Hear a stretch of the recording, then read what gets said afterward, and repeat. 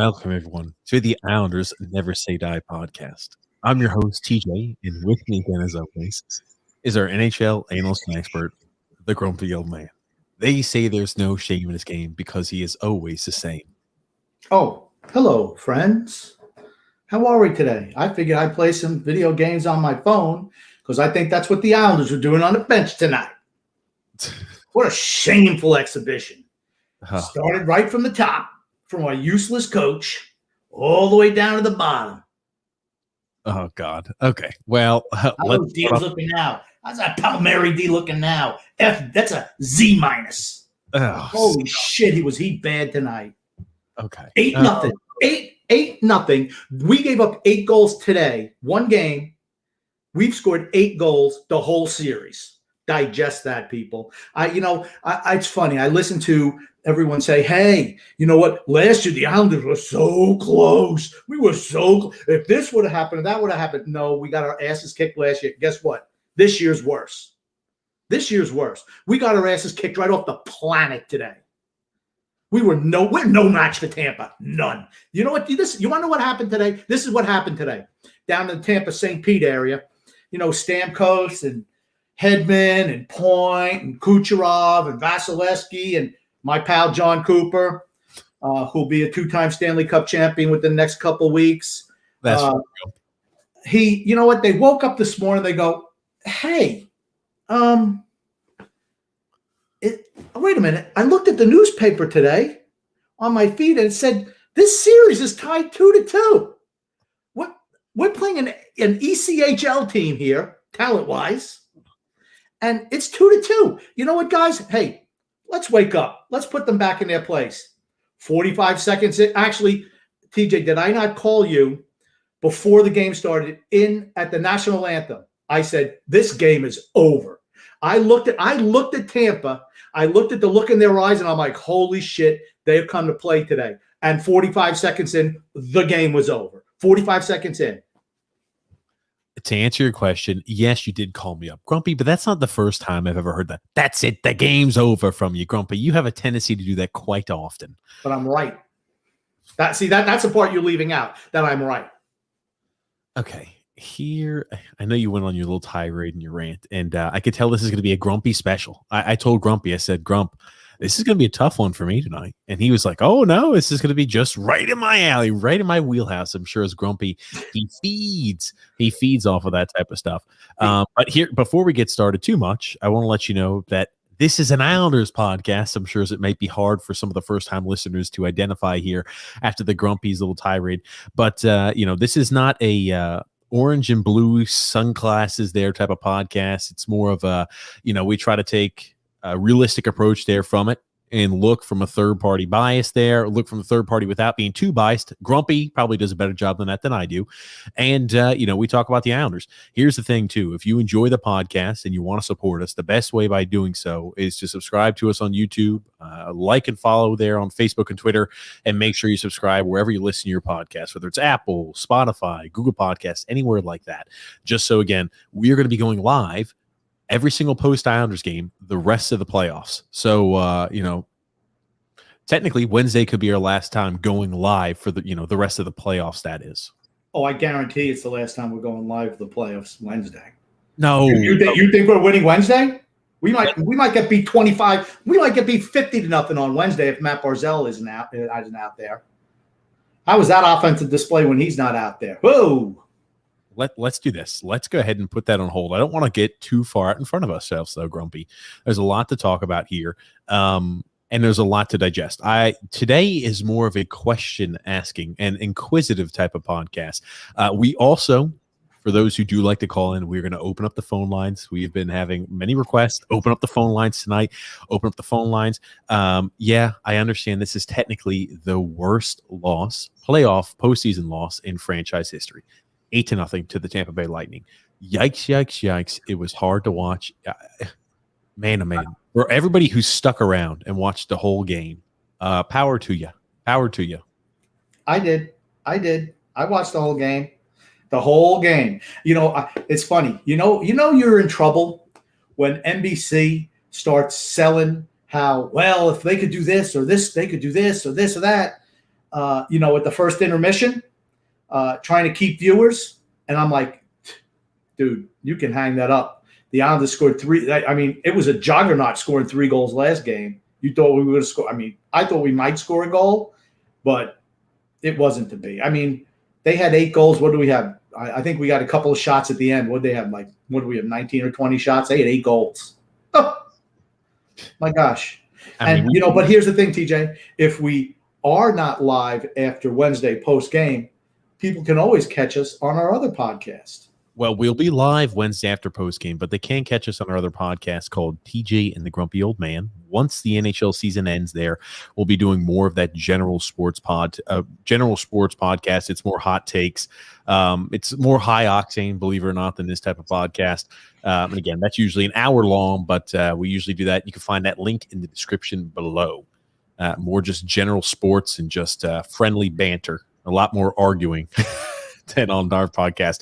But, before we jump too far into it, guys, we do have an ad there to read from DraftKings. The second round is in full swing, and the semis are in full swing, and action is increasing from game to game.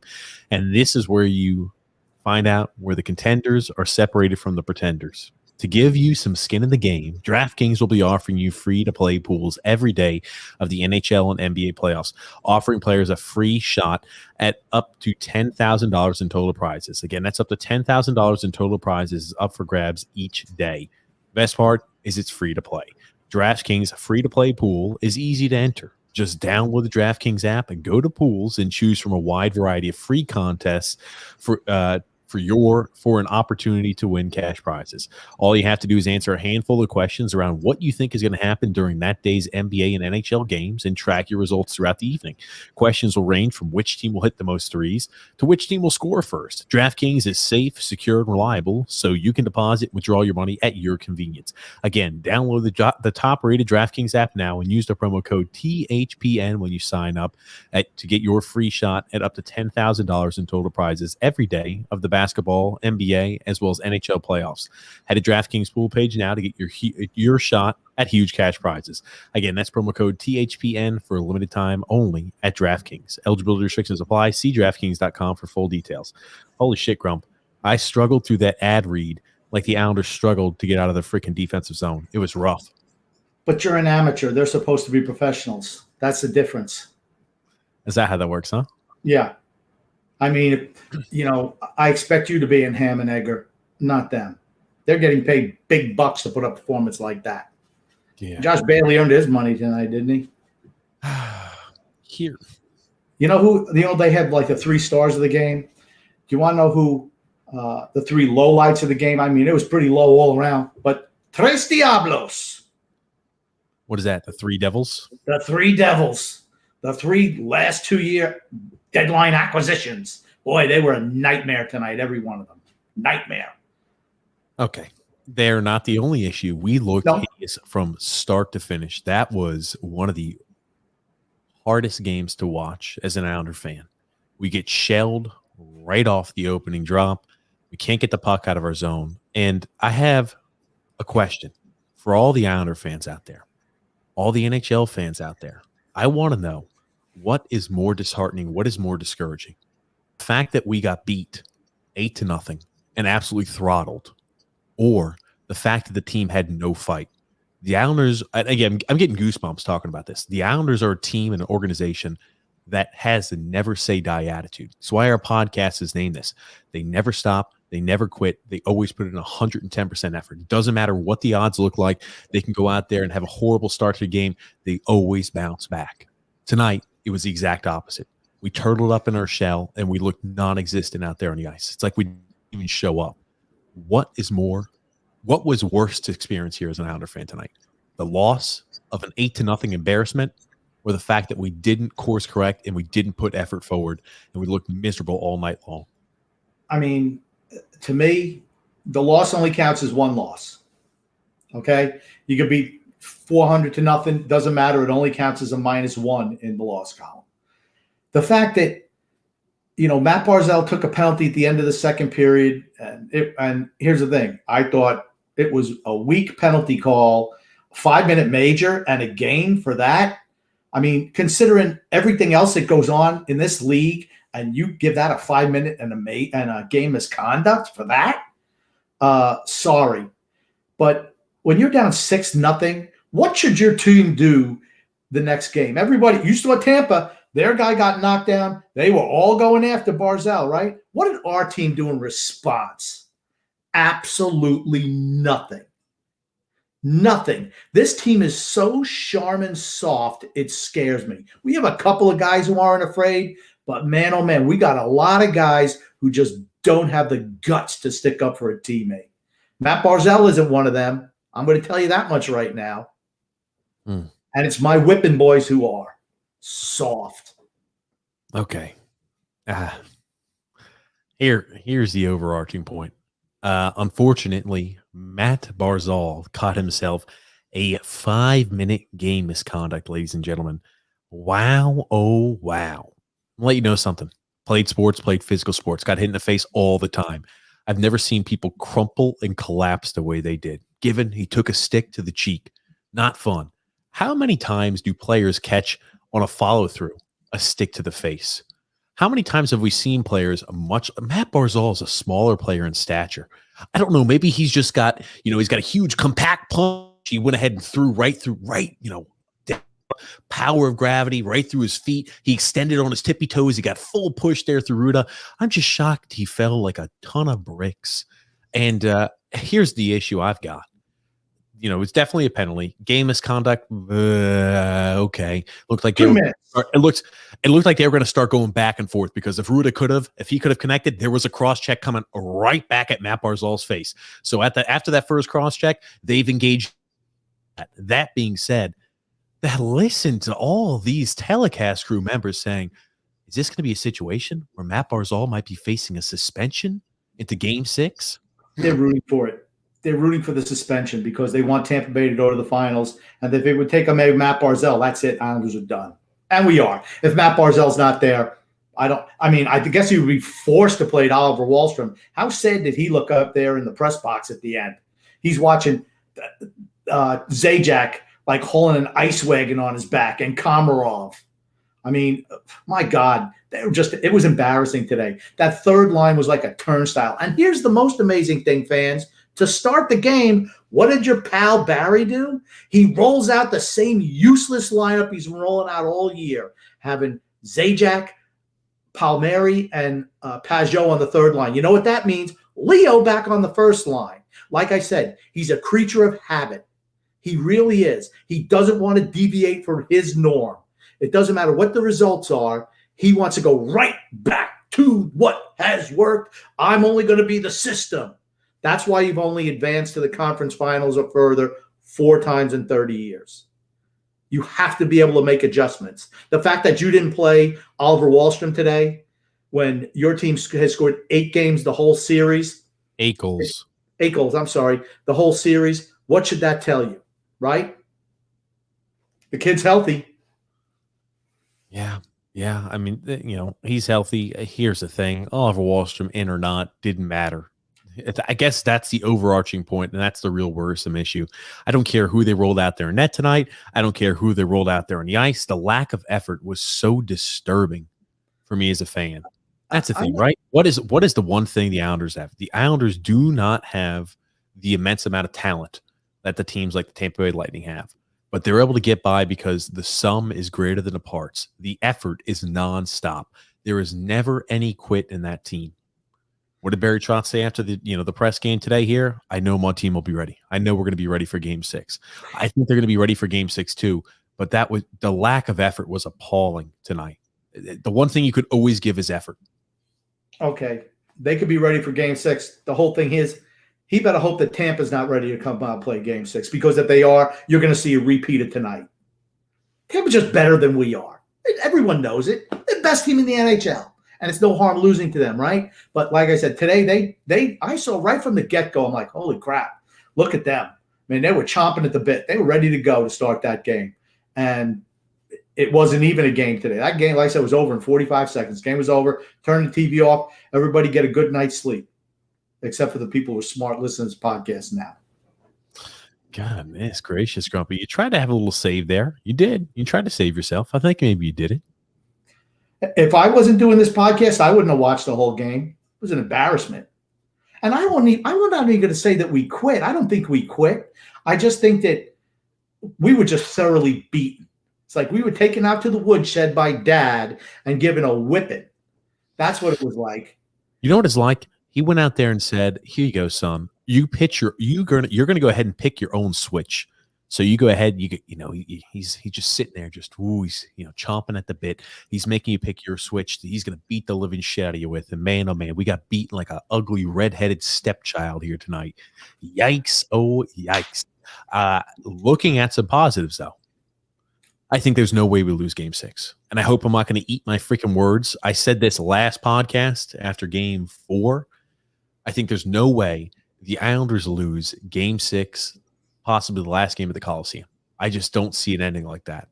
I see no matter what happens in game 6, whether it's going to be tough, it's going to be hard contested.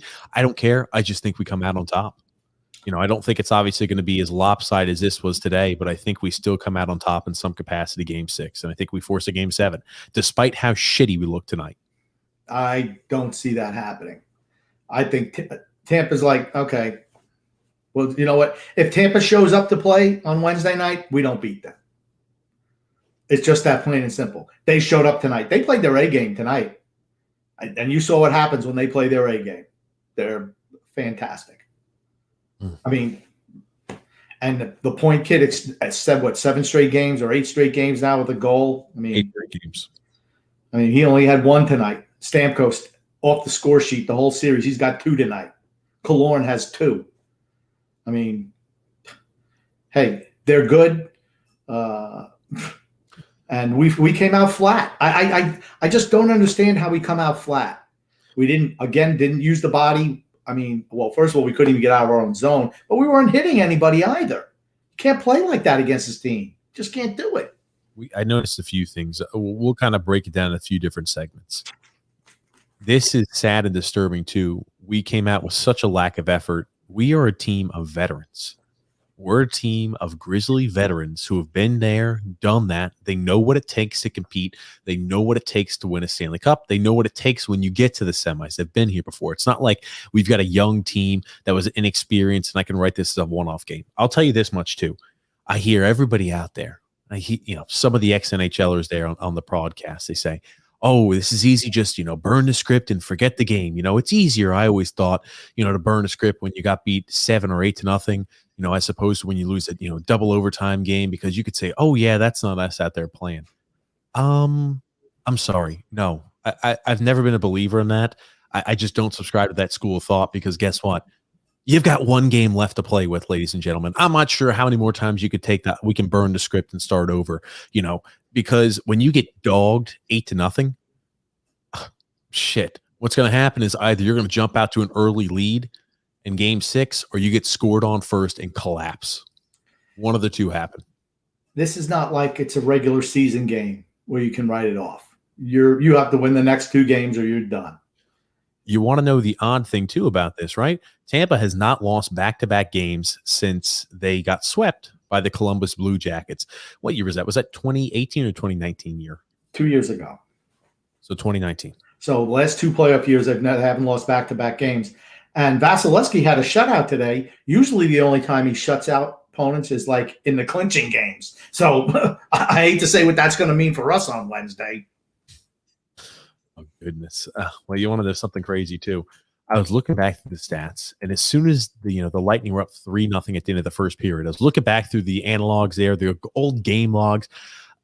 We've played the Lightning 11 times in the playoffs over the last 2 years. We've only scored more than 3 goals. We've only scored 3 or more goals 2 out of those 11 games. So as soon as they jumped out to an early lead like that, our chance was very limited. We do not score a lot of goals against Vasilevsky. We do not score a lot of goals against the Tampa Bay Lightning. Going down 3-0 that early must have been demoralizing for the team. And you saw the frustration across all different avenues of play, whether it was careless and reckless penalties or hideous defensive turnovers and lack of defensive structure. You saw it across all facets tonight. Well, that's what it was. The penalties were just lazy penalties. Just, Nelson, Palmieri, just reach a Pajot, just everyone just tripping, just reaching in with the sticks instead of skating. I mean, it's like, it was a recipe for disaster. Today was a nightmare. I mean, can you bounce back in 2 days? I don't know. I don't. I just wonder what they're saying in the Islander postgame. I'm sure they're probably ripping Matt Barzal for taking that penalty and probably writing everything off as well. It happens, because that's their usual MO. I don't know. I really would love to know what Barry Trotz said about it tonight. I would kill to find out what he said, because I'm sure he's not going to rip Nelson for his lazy penalty that leads to a power play, or Palmieri not guarding Stamkos on that first goal. I don't know what the hell he was doing defensively there. He was just taking up space. And I mean, that goal was a direct result of him not marking Stamkos. Zajac was a nightmare out there. That whole third line was a waste. It was terrible. Here's a question for you, and for fans out there too. How do you think that intermission talk between Barry Trotz and the team went? Those are the things I always kind of wonder. Being an ex, I kind of wonder, hey, how I've been in battles where we've been getting our absolute ass whooped across the field, whooped on the ice, and those don't go so fun. And it's always weird to see how different coaches approach it. Some coaches had the style of, we're getting our ass kicked, let's go ahead and try to make it a little better. Or some coaches will be throwing trash cans against the wall, slamming things against chairs, against lockers and everything like that, trying to do anything they can to get any type of emotion rise out of their team. I don't know what the first intermission looked like or the second intermission looked like, but if I had to go out there on a limb, I would say it was probably a little bit of a passionless talk there by the head coach. I don't know, but I would like to think if he went out there throwing chairs and throwing chairs in the locker, throwing trash cans around, slamming stuff around, I would like to think maybe we had a little bit more of a reaction. But hey, maybe we're a veteran team, so coach came in there and said, hey, we just need better. And we continue to just give up goal after goal after goal. Hey, guys, we need better out there. I would be interested to be a fly on the wall in that scenario. Always piques my interest. I know what happened. This is how it went.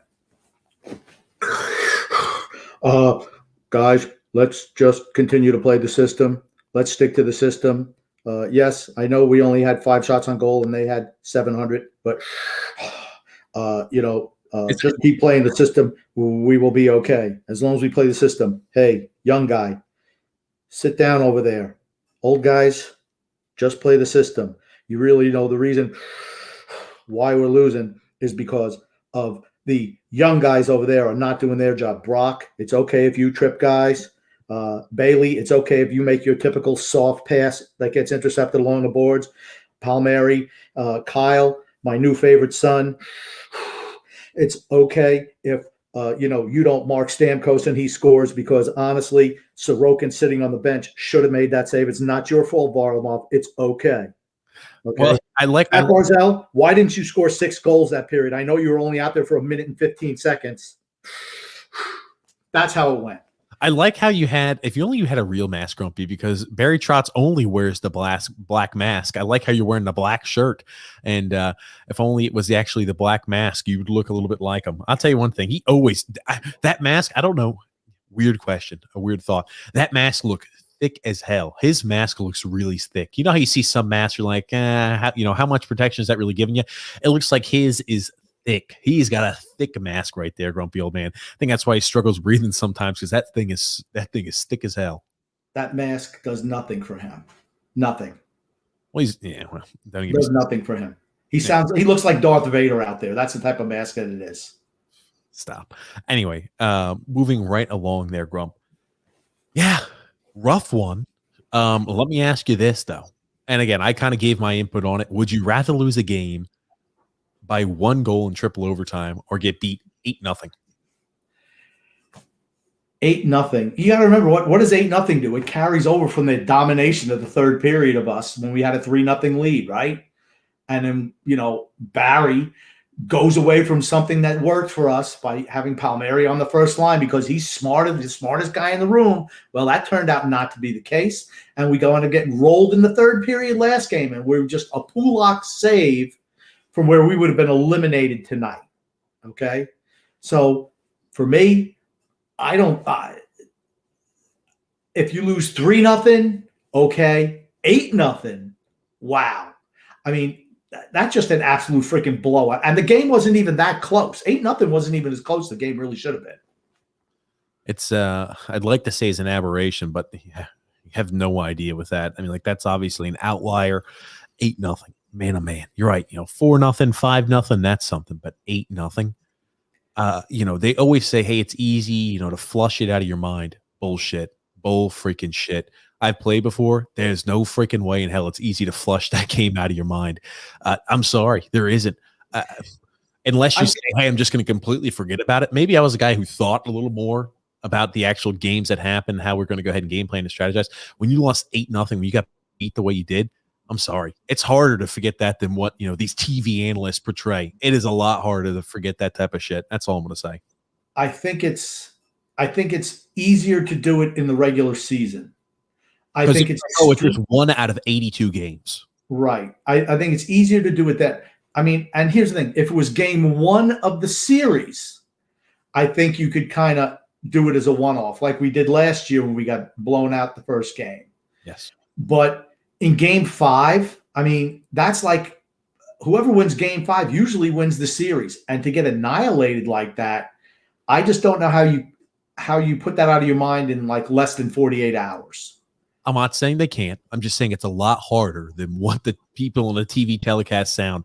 That's all I'm saying. It's a lot more difficult than what they make it sound like. And that's how they're selling. They want to sell people to watch again on Wednesday because, if you look at Tampa Bay, defending Stanley Cup champions, beat the wildly outclassed New York Islanders 8-0, who's even going to watch the game on Wednesday? So they have to pump that, right?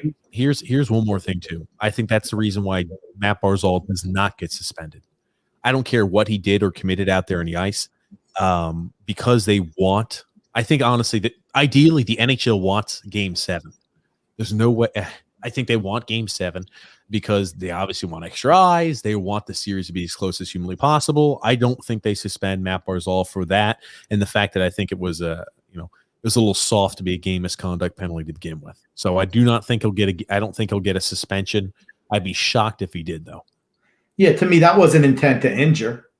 I mean, that's why you get me. That wasn't. I mean, that guy, here's the thing. You know what, Ruta? You know what you should learn about Matt Barzal? You want to run your mouth, you're going to get a stick in the face. I bet you Ruta don't run his mouth next time. Or next time, I'd like to see Matt Barzal knock some of his teeth down his throat. That'll stop it.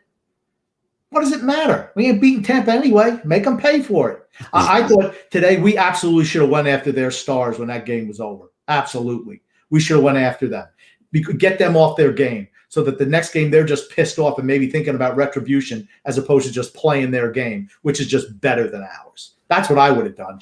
Here's the thing. We talked about the keys to the series. The keys to the series. The keys to the series. We have to stay out of the penalty box. We did not do that. We have to go ahead and forecheck. We've got to dump and chase. We've got to go ahead and pressure and hit, Sergachev. None of those we did tonight. That we got absolutely outclassed and ran out of the arena. That being said, I like that point, Grumpy.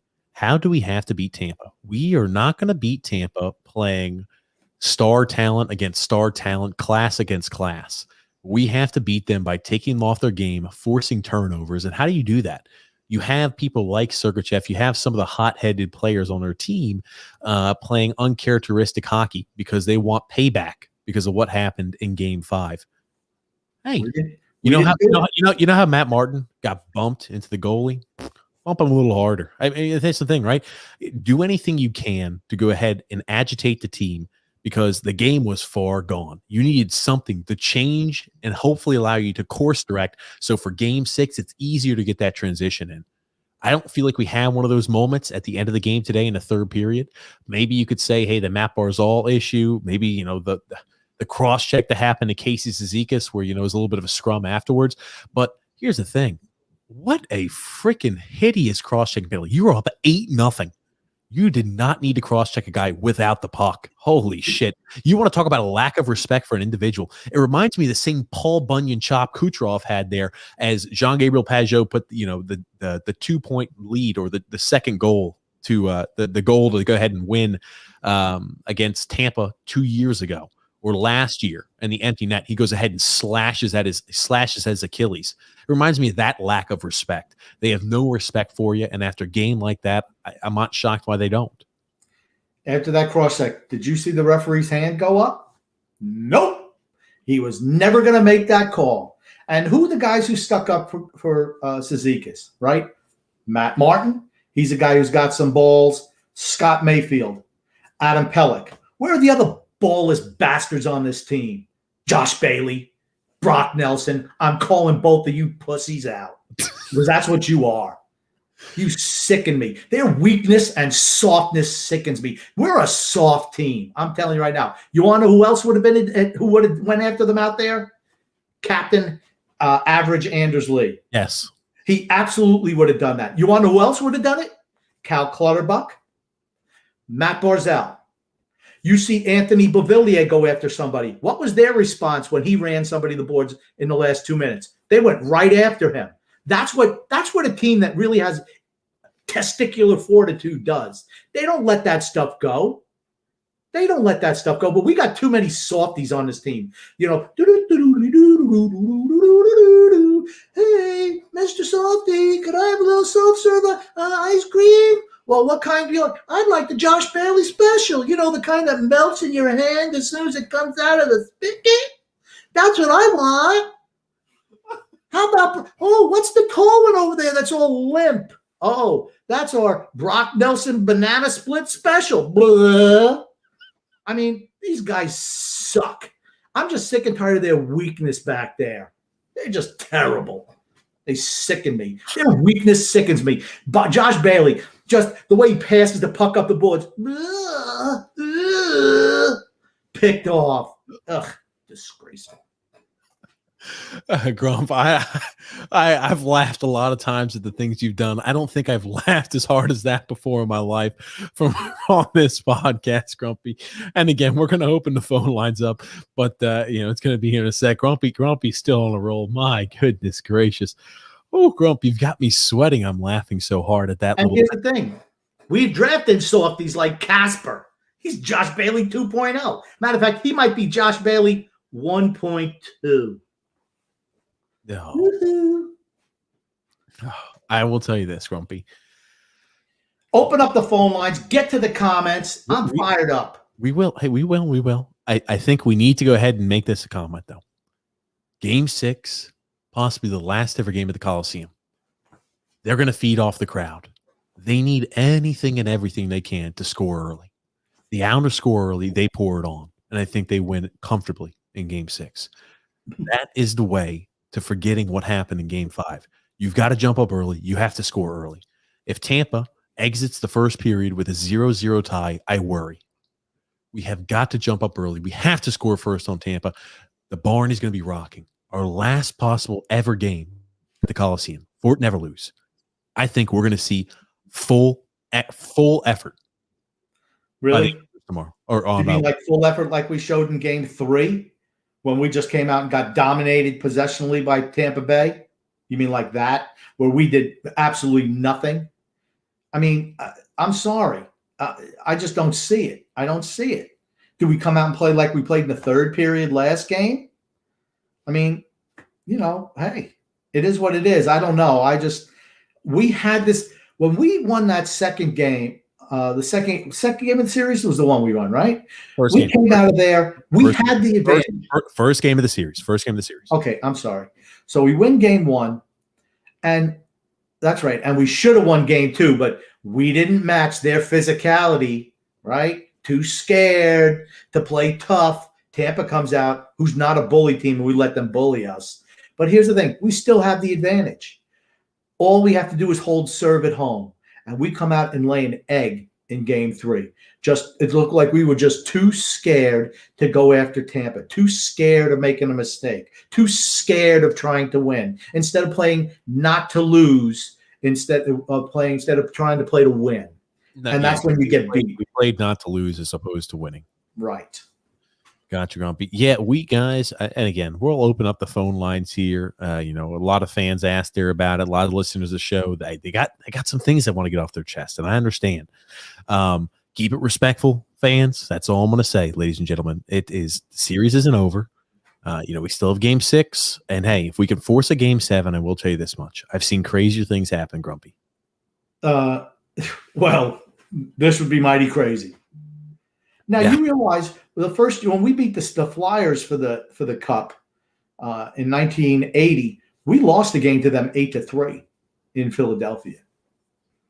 It wasn't 8-0 though, and it certainly didn't look like this. I can tell you that much. No, I was about to say not 8-0. The team was composed a little differently than this team here too. If this game had happened back in the Dynasty era,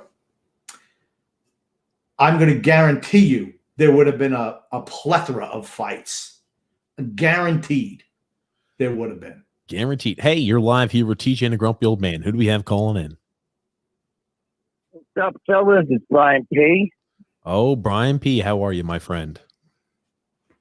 How you guys doing? Rough one tonight, bro. Yeah. I was fun time on Saturday. But if you watch, since the third period of that game, it's been like a steamroller. I mean, 51 shots to 30, and they've outscored us 10-0. If it wasn't for Pollock's amazing save, this series would be history. Right? They're out there when they're on go. We can't compete with them. No. And that's been my whole thing all along. That's been my whole thing all along. You can't play Tampa like you think you're going to match up with them. You have to do things to take them off the game. You have to try to run their defense all series long. Dump the puck in, run defense, wear out their defensemen, cause them to make mistakes. We just don't do that. We're just too busy backpedaling all the time. We'll just fend them off. We'll attack on the counter break. But no, and you're right. We've been throttled by Tampa in the last 4 periods. Just totally throttled. I think game 6 will be different. They've skated circles around it. Yes, they have skated circles around it. Our defense looked mighty slow. We looked like we were a step slow out there. Whether it was Andy Green, Nick Leddy actually didn't look hideous today. Oh, yes, he did. Okay, if I'm thinking of the worst defense we had out there on the ice, Nick Leddy was not the first name that popped on my mind, which is a good thing. You know what I found interesting? I found interesting that Noah Dobson got a lot of ice time today. Oh, yeah, let's roll Noah Dobson out. He can play a lot today. Game's over. We don't care. Doesn't matter how we do. How does that go for the kid's confidence playing 7.5 minutes in a game where you got Andy Green playing like 16.5, 17 minutes where he can't even turn. He can't even turn anymore. And you got him playing 17 minutes a game. Terrible. We love Andy Green, but his fun in the sun's over. He's 38 freaking years old. So a little bit of a curveball, though, and add a little influx to let's get Wally, Bellows, throw a couple kids in there. Get rid of Zajac and Komarov for a game. Just see how it goes. What can we lose? You get a spark sometimes, right? The Montreal throws Caulfield in there, puts them with Suzuki. It totally turned them around. Even the goofs on the NBC Sports Network mentioned the same thing when they showed Wallstrom up there with his feet up, eating popcorn, drinking pop. He knows he's not playing the rest of the year. He's in the off season, right? And they're like, hey, well, look what Montreal did. So at some point in time, you got to play the young guys and give them a shot. This isn't like it was 10 or 12 years ago. You know what he was trying to say? Barry Trotz, you lost a step. This isn't your dad's NHL. This is not 1945. This is 2021, Barry Trotz. Oh, my God, Grump. You make a statement like that. All I'm going to say is this much, Grumpy. Maybe we could have put a different player out there. It wouldn't have changed the outcome of tonight's game. That also being said, there's only so much talent on this team. Whether he sits him or plays him, there's only so much finite talent on the team. The Tampa Bay Lightning have 3 to 5 Hall of Fame caliber players on them and an overhyped coach. That's all I'm going to say. Grump, I'm leaving that there for you. Okay, thanks. Brian P., thank you so much for the call. I'm cutting you off because you've had too much time now, and I love you, though.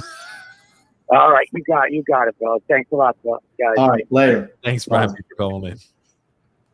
Oh, Grumpy, you make those freaking statements that drive me Okay, insane. I didn't say that. I didn't say that. That was the NBC Sports guy saying it. This isn't 10 or 12 years ago where you can rely on veterans. You have to play the young guys. They came out and said that. It's the same thing I've been saying. Here's the thing, though, Grumpy. For you to make those statements, though, It's the truth. this It's is not the truth. an You're NHL. playing, okay, you played a line today with 29-year-old and injured JG Pajot, 34-year-old Leo Komarov, and 36-year-old Travis Zajac, and they looked like freaking traffic cones out there against Tampa. They were so outclassed. At some point in time, you have to realize, I mean, are these guys looking fast in practice? Because they look slow as hell during the game. I'm going to guarantee they don't even look that fast in practice. It was a dominating performance, but you know what? As a coach, you got to realize what you have on the ice. You got to know what lines you're going up against. Absolutely. Hey, you're live here with TJ and a Grumpy Old Man. Who do we have calling in? Hey, what's up, TJ? What's up, Grump? It's Rusty. What's Rusty. up, Rusty Spooner? How are you, my friend? I'm good. How are you? Well, not good, but I'm alive. How you? How are you? These fellas doing? Jesus. Yeah, alive, and going to fight there another day. At least I was so excited for tonight's game. I couldn't during work. I was like, "Oh man, can't wait for tonight's game." Hey, chomping at the bit. Holy crap! Was that a sucker punch in the face? Mm-hmm. And I'm with Grumpy on this one too, TJ. Like Grumpy's 100%, 1,000% right. It's you're to be a dick or a Richard about it, but you're being a little soft on the aisles here when this is more than expected, and can't let Barry off too lightly on this. Love Barry and stuff, but this is you can't just look at it and let it be see and go. Sorokin has to go in. Wallstrom has to get his feet off the freaking drinking beers and shit because he obviously knows he's not playing, which we need him. I don't know. Pretty irate and drank a lot of beers, but I'm trying to keep my shit together, honestly. That's it. And you don't think about it, right? TJ said, hey, we can come back and play good again. I just hope it's not like in October. I hope it's Wednesday night. Yeah. I just hope he buries that ego, and I don't know. I trust him, Barry, but Sorokin needs to start. We need Wallstrom, and I'm sorry, what were you guys saying? I didn't mean to cut you guys off. I think that he will play Varlamov on Wednesday. I agree. First of all, when Sorokin takes that shot up high, right? Hey, can I get Varley back in net? Varley, get ready to go in there. Come on, Varley. I'll get you back in there, Sorokin. I know you haven't given up a goal, but I want Varley back in there. I need my Varley, my 34-year-old Varley back in net. But no, right? And he was disappointed. Then he's like, well, screw you. You wouldn't come out. I'm going to leave you in there like Patrick Waugh got left in goal for Montreal in 1990, whatever it was. 1997. That's exactly it too. And what Sorokin saved, Varley would have let in. So we're lucky that it wasn't like 11 up. Like it could have been horrible, if that's the word. It could have been worse for certain. Yeah, it's funny because my son called me up and said he thought it was going to be 8-0, and I said I was a little bit pissed that Cooper went for the 2-point conversion, which reminded me of that old Woody Hayes story about Michigan, where they beat him something like 41-6, and he went for 2 points with like 30 seconds to go, 2-point conversion. I said, Woody, why did you go for 2? And you know what his answer was? Because they wouldn't let me go for 3. I mean, that's what a real coach does. Because you could. Here's because you could. You go for the throat. Here's the thing, too. As a coach, I do put a little bit of blame. The guys were not prepared tonight. But here's the thing. As a group of veterans, I'm sorry.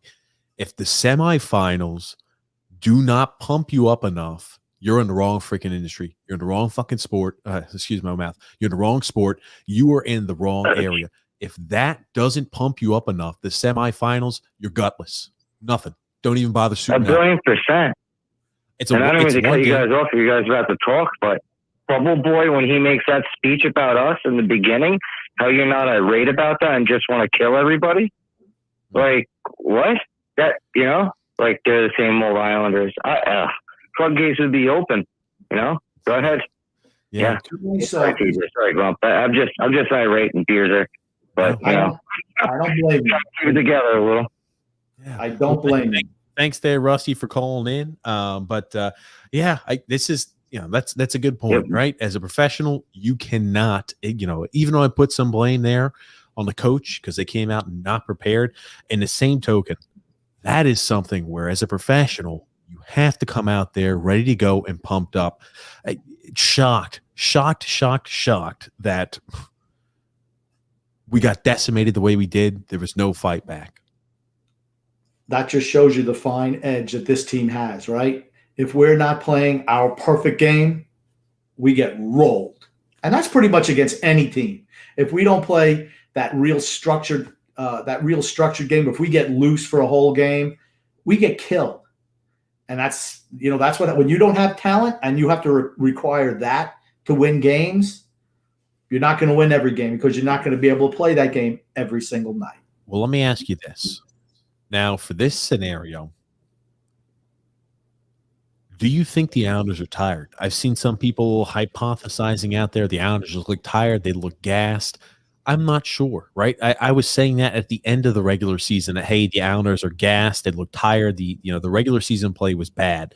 And seriously, tonight, us fans are trying to go ahead and find a way to explain this aberration, this hideous loss that we witness out there on the ice.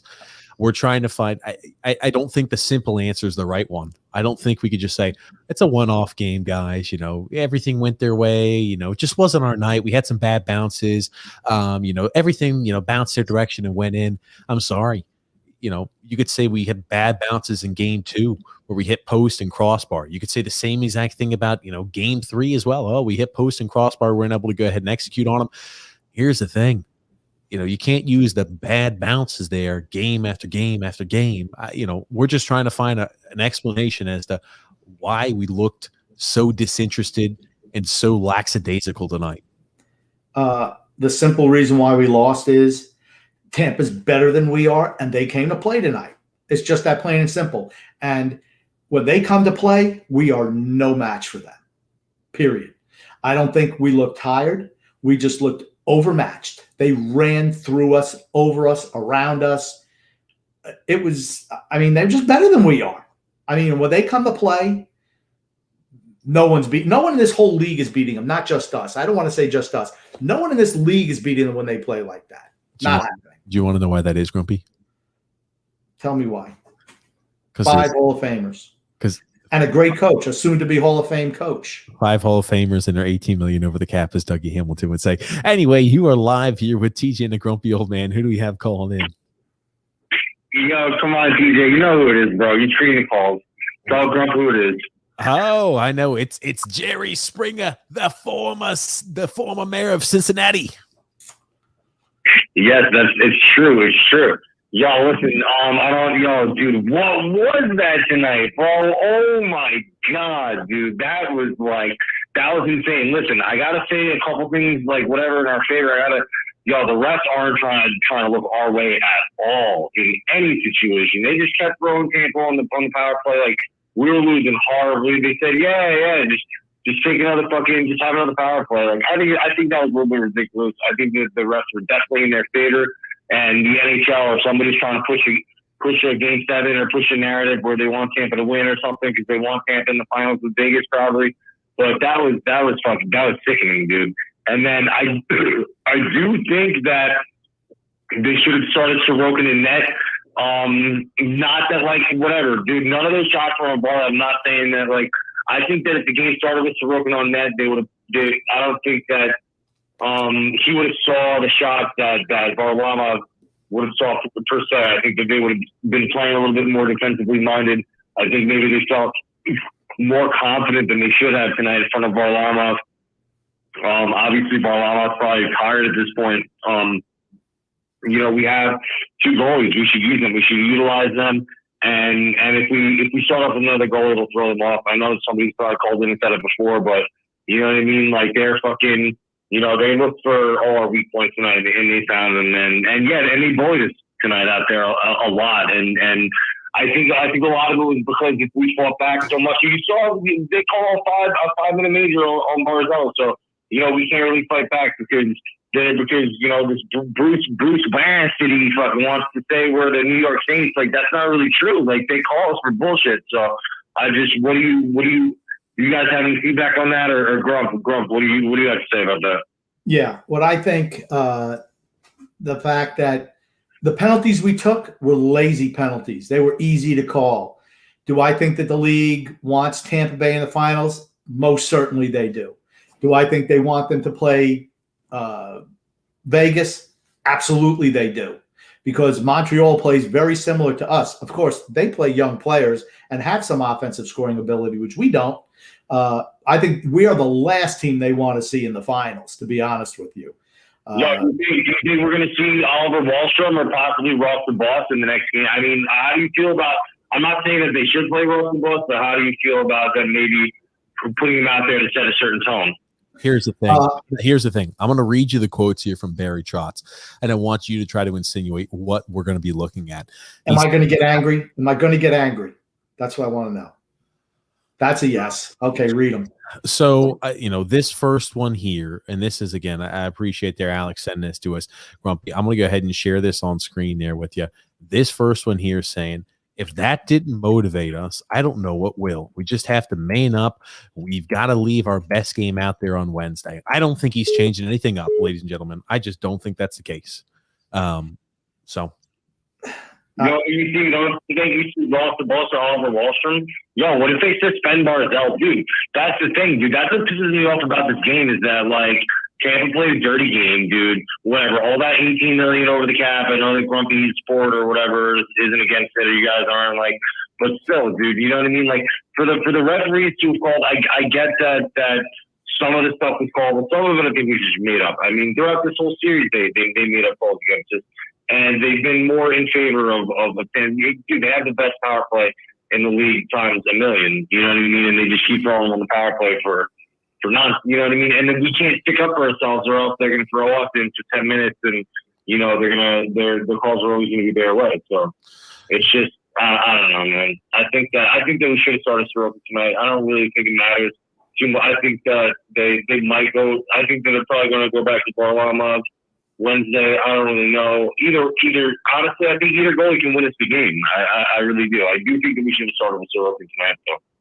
Well, thank you for former mayor of Cincinnati, Jerry Springer, for calling in. Thanks for calling. Hold on, I've got somebody here. I got somebody here who's a Tampa fan. He wants to say hi really quick. Oh God. Hey, my name is Bernie Mac. I just want to say go Bolts. They play very good. And the Islanders, boo. Take care, guys. Thanks, Bernie Mac. Thanks, Bernie Mac. Just to comment on what Jerry said there at the end. I think you're definitely going to see Varlamov in goal. You were not going to see Ross Johnston. If you should have played Ross Johnston 2 games ago, that's what you should have done. And you didn't. As soon as that didn't happen, he's not playing. You might see Wahlstrom, but I don't know. I don't see how you can play Komarov again or Zajac, honestly. I'm sorry. I want some young guys in there and just say, you know what? Skate your balls off, fellas. Let's go. Because skate your balls off out there, fellas. Get out there and work hard, grind on the boards, and skate your balls off. Well, we got a comment here. This is the one I knew you would love, Grumpy. This is a comment here from Barry Trotz about Matt Barzal's ejection. I'm disappointed because it wasn't going well. It just sort of dug a little deeper for the guys. We were down 6 to freaking nothing. We were down 6-0. You're not coming back. Barry Trotz, you could play 8 games and you're not scoring 6 goals with this pop gun offense you have. And you're trying to say that Matt Barzal dug the hole a little bit deeper? What do you think we would have got beat? 7-1? I mean, it was 6-0, bro. It was 6-0. Why don't you talk about all those penalties that your little pets were taking all night long that turned into power play goals? I bet you're not commenting on that. He sickens me too. A sycophant. I knew you would love that comment there by Barry Trotz on Matt Barzal. Here's the thing. What do you expect him to say here about the ejection? Oh, it was unfair, it was unjust. That's exactly what he should have said. That's exactly what he should have said, because that's what every other coach says about their player. Unwarranted, unnecessary ejection. Not this freaking jerk. Not this guy. He's thrown his best young player under the bus every chance he gets. He disgusts me. He disgusts me. He really does. Stop. Give me Butch Cassidy any day.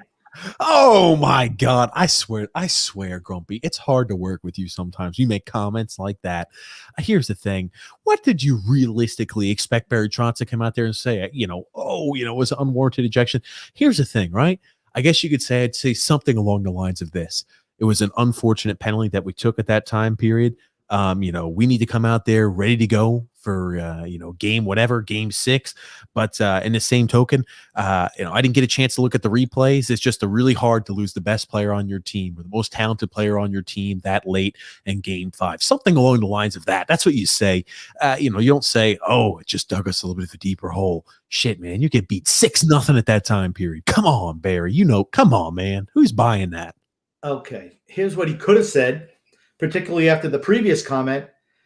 Yeah, Matt Barzal got ejected, but at least he showed a little bit of gumption out there, not like the rest of these dogs in the locker room. That's what he could have said. He could have flipped all the geezer squad under the bus, but no, he won't do that. Let's just say it's Matt. Why don't he just come out and say we lost because Matt Barzal got ejected? Why don't he say that?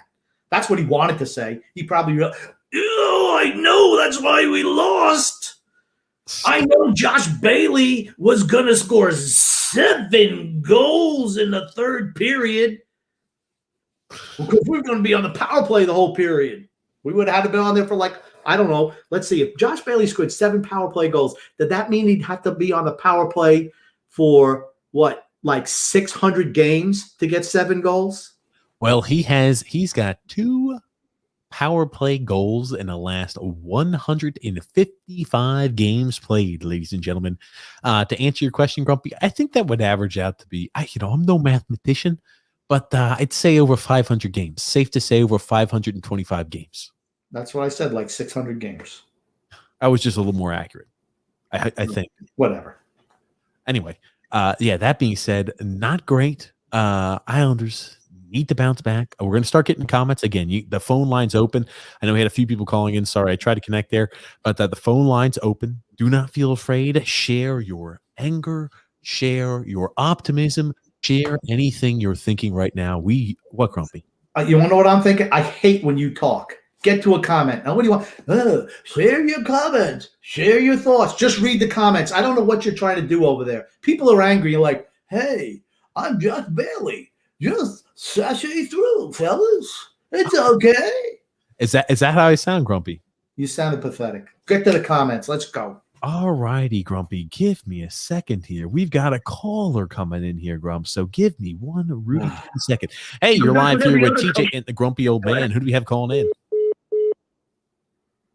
I don't know. It seems like they got disconnected. I didn't hang up. They got disconnected. I apologize. It was not my fault. But moving right along there, John M saying, Grumpy told you I was worried about the carryover. Yep. That's why you don't, you step on it. You get a chance to step on a team's throat. You finish them off. You don't ease off or go back to some archaic style that doesn't work. You find something that works and you go right back to change it because, that's the way we play. Well, that's the way you're going to lose too. Good job, Barry. Absolutely. I don't know. Somebody keeps calling and keeps getting disconnected, but keep calling that. And we're going to get one of these things going. Adam S. there saying, I feel like I just encountered total deflation of this team in a lot of areas. Yeah. We just got blown out today. Yeah. Oh, what's up, everyone? Grumpy upset tonight. A lot to say. Do you think they suspend or fine? What's the latest news, Grumpy, on Matt Barzal? We'll find out tomorrow. Honestly, it was not intent to injure. I don't see any. He'll get the fine. What is it? $5,000 max. That's all you get. But I don't think he should be suspended. Absolutely not. He didn't even hit him in the head. He hit him in the neck. Absolutely, there, Grumpy Old Man. We got a caller in. Hey, you're live here with TJ and a Grumpy Old Man. Who do we have calling in? Wood of Films. What's up, Wood of Films? How are you? Wow, I'm good. I'm calling from Canada. You guys know. Remember old Jumbo the statue, TJ? Yes. Grumpy told me about him. That's me. First of all, I want to say to your audience, and I am your audience, you've been doing a hell of a job keeping up with the comments and all that, because you guys are getting popular now, and you have so many people commenting and calling in, so it's good for you guys. And TJ's handling it quite well. I appreciate it, Woody. Yeah, buddy. Tonight we got our ass handed to us. Like, we got our ass handed to us. And sometimes you need that. You know, sometimes you need to get the shit kicked out of you. Just to make sense of what you're about. And the third thing is for Game 6, because my God, we can win this thing. And let's just hold on for one more day, and we can go to Game 7. And then that'll be a lot of fun. We can do this. That's what I'm talking about. I like what I love you guys. I'm sorry. Go ahead.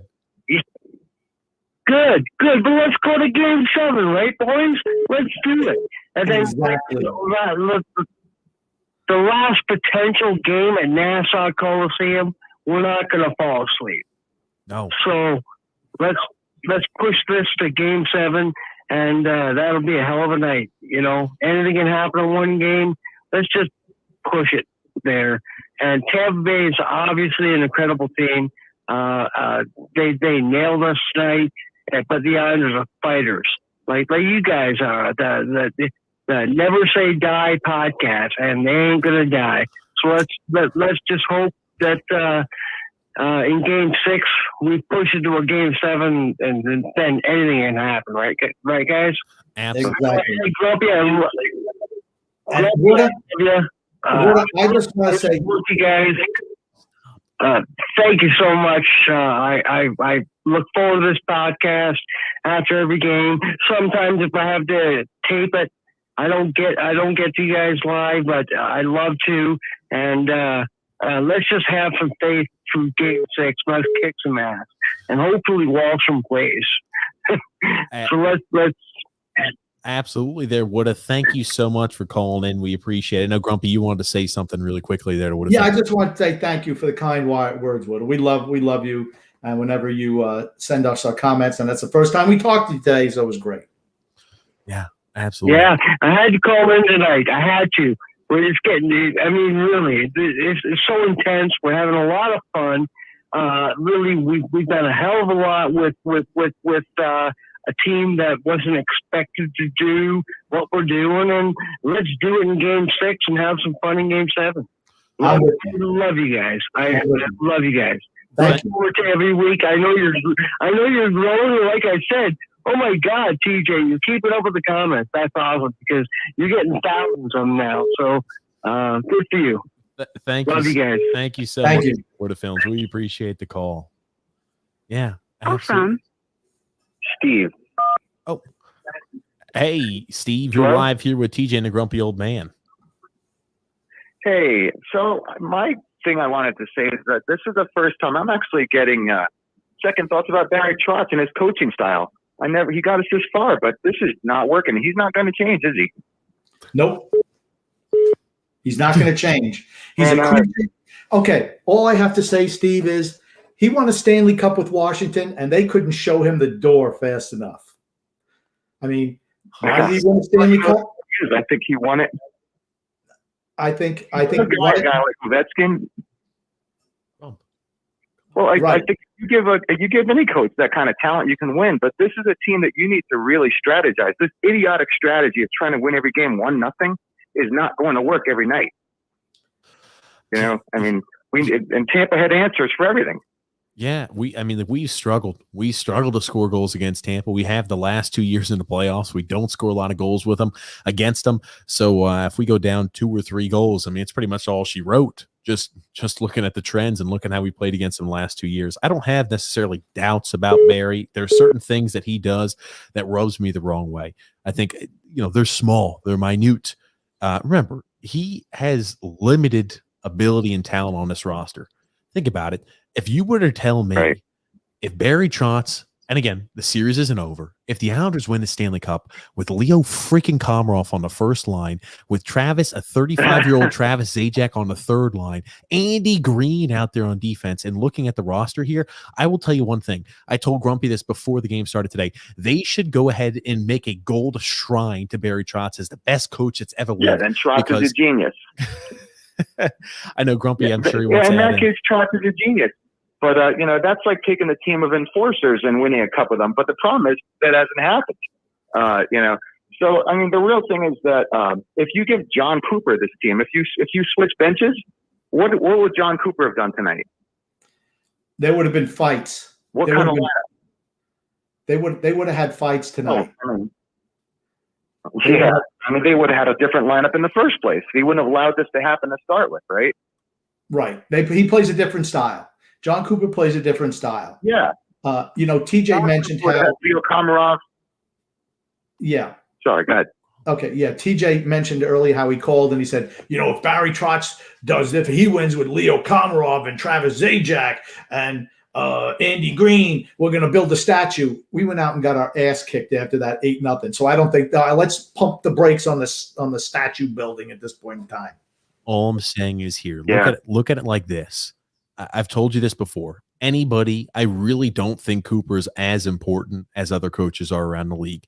He's got 3 to 5 Hall of Fame caliber players on that team and that roster. If you don't come away with multiple cups, you're a failure as a head coach. I'm sorry.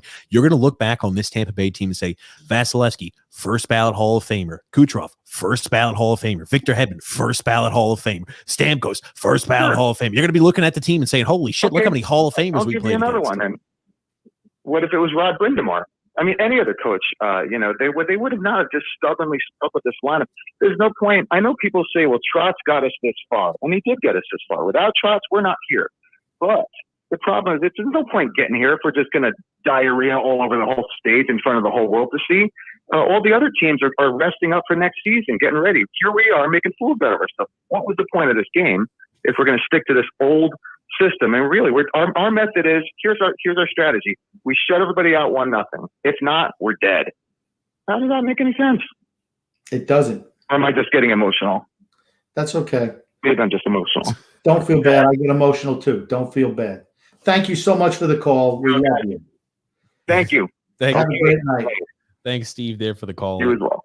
No, Grump, he's asking, he said, am I getting emotional? No, Grumpy, he's right up your alley. He's saying items like, hey, we can't be winning 1-0, 2-1 games. He's not lying. He's not lying. And he's right. Any of the other younger coaches in the league, I don't know what they get out of. Here's the thing. They might not get as much out of this veteran talent that we have, but I'm going to guarantee you that the younger guys will be playing on this roster. That much I can guarantee you. All the other guys play the young players. Nobody rides the old guys like this one. Nobody. Well, and I'll also tell you this here. They would try to send a message to say, hey, guys, I know we have been riding you, but it's unfortunate. You can't try to send a message here when you're going to be entering an elimination game 6 at home. I mean, you don't have time to be sending messages at that point. I'll be quite frank with you. Okay. You're live here with TJ and the Grumpy Old Man. Who do we have calling in? Hey, guys. How are you doing? My name's Frank. Hey, what's up, Frank? First off, I just want to say, what's going on, fellas? First, I just want to say, phenomenal show. I've been watching you guys for almost 2 years now. I think you guys are fantastic. I tune into you guys instead of the MSP post game because I think you guys are that good. Thank you. Thank you. Yeah. No problem. So, and let me ask you one quick question. I have one quick question for you. Don't I look better than Shannon? Oh, absolutely. Hands down.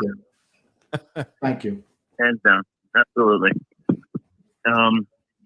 So listen, now, again, I could be called a conspiracy theorist, this and that, but, before everybody starts, rolling their eyes, just, hear me out, right? So, I guess the word rigged probably isn't the best word to say, but, when you look at, some of the funny business that goes on with the way the refs deal with certain calls, and, similar to what we've been saying about, big market teams, at the end of the day, the dollar bill is the dollar bill. So, our motto is, boring hockey, but, we win boring hockey, and we love that, right?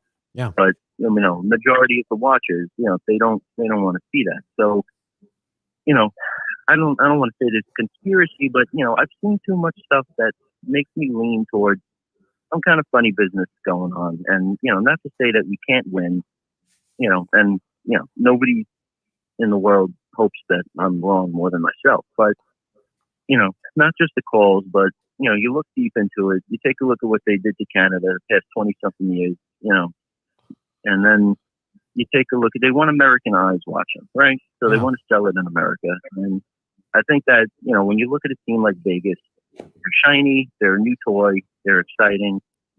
People want to watch that kind of hockey. Same thing with Tampa. So the storyline picks up. You got a rematch with the Islanders, and, you want to take it to Game 7, and then, Tampa moves on, and they, Canada loses, and then you got your Golden Star matchup. You get more viewers, you get more money, and, stuff like that. So am I wrong? I could be. But, there's some funny business going on. But I just want to say I still believe in the team. I love my team. I love all the fans. And, I think it could be done. Could it be done? Sure. Could it be our season? Could it be, a team of destiny, the Coliseum closing and, winning a cup and, all that? Sure. But, I just wanted to say that those stuff, because it's been running through my mind. So I just want to see what everybody else thinks, if I'm crazy or not. But, again, thank you for taking the call. And you guys are fantastic. Keep doing what you're doing. And let's go on with this. We can take it, man. So keep believing. All right. Thank you so much. Thank you so much for the call. We appreciate it. To comment on it, is that a conspiracy theory? I'm not going to say it's a conspiracy theory. I think for certain they would love to see Vegas and Tampa in the finals. He's 100% right, saying that the casual hockey viewer would much rather see a high-scoring or a high-flying series, let's say that way. They don't really care about Canada at all. Canada's a built-in audience. It's all about building the American audience. I firmly believe that. And Tampa and Vegas would be the preferred matchup. Here's the thing, too, right? Tampa, the ultimate talented team. They want to push them as a possible dynasty here. The Islanders, they want them to say, oh, here's the underdog. Here is America's team. They sing the national anthem before every single game. Who can't get behind that? They're singing the national anthem. They've got so much pride in their team, so much pride in the country. Who can't get behind that? They want it to go 7 games, but the underdog comes up just short. Just a little too short there to the unbelievable juggernaut and the Tampa Bay Lightning. And you've got the shiny, flashy team there in Vegas. Holy crap. McNabb punching. I can't remember who was in the face last night, but punching him. Ref, Chris Lee looking right at it going, we're not calling that one. It wants him costing the Montreal Canadiens. I'm no Canadian fan, but yikes. I'd be a little upset there with a lack of consistency. No, not me. Next. Look at you, Grumpy. Next comment. I comment besides next on that, huh? Next comment. Oh my goodness, Grumpy. Hey, you're live here with TJ and a Grumpy Old Man. Who do we have calling in? It is your good buddy Phil. How we doing, guys? Hey, Phil, how are you? Been better. I wanted to weigh in on the Trotz conversation, Grumpy. Okay, I'm glad you're here, Phil. I'm glad you're here. Actually, I am. I just like to tease you because I know you and TJ are tight. So you're, as far as I'm concerned, you're just an extension of him. Damn. Fair enough, Grumpy. We don't see eye to eye on everything, Grumpy. I very rarely see eye to eye with everybody. I never said you did. I just said that you and Phil are tight. That's all I said. You have a running dialogue, whatever it is you got going on. So I am interested in what Phil has to say. It's called social media. But yeah, go ahead, Phil. Whatever. Yeah, I mean, again, just off the top, this specific game, TJ touched on it. They could have had Gretzky in his prime on the ice instead of Leo Komarov. I really don't think the result is different. It was just a game of awful bounces, awful luck, passengers right and left. I mean, it was just that kind of game. It sucks that you have that in a game 5 of a Stanley Cup semifinal, but that's just the way it is. You read the comment that I think Staple tweeted out about Barry's response to Barzal and expressing disappointment. You kind of need the whole question and answer there, because Staple was asking the leading question. The way he asked it was, Barry, are you kind of disappointed about that, heat of the moment, you got a little bit overzealous over there? And Barry just responds with like, yeah, it's disappointing, that point in the game, digging a deeper hole. Our guy, at that point, you're worried about losing a guy and having guys out there for that amount of time blocking shots. That's the main concern over there. That was pretty much it. Which sounds a whole lot better than just Barry bringing up Barzal to call him out. Yeah, and I'll tell you this here though too. He said that thing. Give me a leading question for certain. Go ahead, Grump. He said that same idiotic statement when Barzal took a penalty in a regular season game against Buffalo 2 years ago when he and Darlene were going at. Well, that could have led to an injury. I'm like, you know what? Shut up, Barry. Shut up. He did say something very similar of, hey, now we got to go out there and we're on a penalty kill. We got to block more shots and it could lead to injuries. That is verbatim out of his mouth. I remember that. It was when Barzal and Darlene were kind of battling back and forth. I'm glad you brought that up. Here's the thing. I'm sure Staple did ask him a leading question because he wants anything he can to go ahead and write about. Hey, the ability to write about how Leo Komarov is in the first line, elite left winger. He maybe is fitting into the mold why he deserves to be on the first line left wing spot. Those articles are starting to die down there a little bit. Hey, you saw the Athletics offering a deal. What is it? You get 2 years for $50. Athletic might be hurting a little bit, Grump. And Phil, I think they're trying to get as much content as humanly possible to write about. You want to know why they need to charge that little amount of money? Because the grumpy old man's not writing for them. Grump, I don't even want to know. I don't even want to know what your writing would look like, Grumpy. I would tune in. You would be the anti Eyes on Isles. You would be the laughter the other way. I would love to get the Eyes on Isles people on this podcast. It dopes. They made a comment today. I'm sorry, Phil. Continue, Phil. I will not forget, Grumpy. I'm sorry. Continue, Phil. I don't want to take your time. Yeah, and just again on the last caller who you just or 2 callers ago talking about what other coaches would get out of this roster, and I think it's just hilarious that the caller specifically referenced Brind'Amour by name, because Brind'Amour literally just lost the Tampa Bay Lightning in 5 games with an infinitely more talented roster that was tied for first or second place in the entire league this year in 5 games, and in 3 of those games they scored 1, 1, and 0 goals. So this idea that if we just would take a young coach like Brind'Amour and insert them and give them the Islanders, which is a far less talented roster and gets by based on the system that we play. And, every player has a role and we're greater than the sum of our parts, blah, blah, blah, blah, blah. And to specifically reference Brind'Amour, the Jack Adams winner, who just got absolutely shellacked in 5 games by these Lightning, I find that hilarious, no? So here's what I look at. I think maybe this, and I might be drawing conclusions to what the caller called in about, but if you're a Carolina fan, if you're a Caniac, I think you're more excited for the future of your team too. You look at the nucleus, yeah, you got a lot of young players walking in. Your team's young. And the thing is, we've got young pieces too. They're not in the same cap situation we're in. And if I'm a Caniac fan, it's the first time a lot of players had, that matchup there. What the goalie, I can never pronounce his name right. And that's his first time play. Go ahead, Grump. I'm sorry. The whole thing is, what the caller was bringing up or mentioning was that the style or the playing of the young players as opposed to the old ones. And that's what I think he was talking about, was more stylistically. They certainly would not be the style of Barry Trotz. They wouldn't. And the younger guys would have a better chance to play under Brind'Amour or Cooper. I think he also mentioned Cooper. Like I said, I'm not saying Barry Trotz is a bad coach. I just think that he's a slave to his system. And, it just kind of is what it is at this point. And here's the thing. Scotty Bowman and Al Arbor and name any other great Toe Blake as a 3-coach triumvirate behind the bench today couldn't have got a win for the Islanders against Tampa. Just wasn't happening. Tampa came out to play today. Those are just the facts. Tampa said, we're here to play. That's what Tampa said today. Agreed. Yeah. But again, the Hurricane, You know, they're a team that 3 seasons in a row now have gone to the playoffs. I think they got swept out of the bubble last year in the second round or something like that. I mean, they got beaten up pretty bad by Boston. The year before, they got swept by Boston in the Eastern Conference Finals. So, I mean, they're not an inexperienced team. I mean, they've been coming along for quite some time now, and I think this year was a pretty big disappointment for them. But I mean, give another coach this team. Really, the only young player we're talking about that is available off the bench who would make sense to play right now is Oliver Wahlstrom, right? We're 2-2. We're effectively 2-2 in these playoffs with Wahlstrom in the lineup, right? Which isn't to say that he shouldn't play. I think, of course, he should play over one of Leo or Zajac. But it's not like we have this infinite glut of young players sitting on the sideline.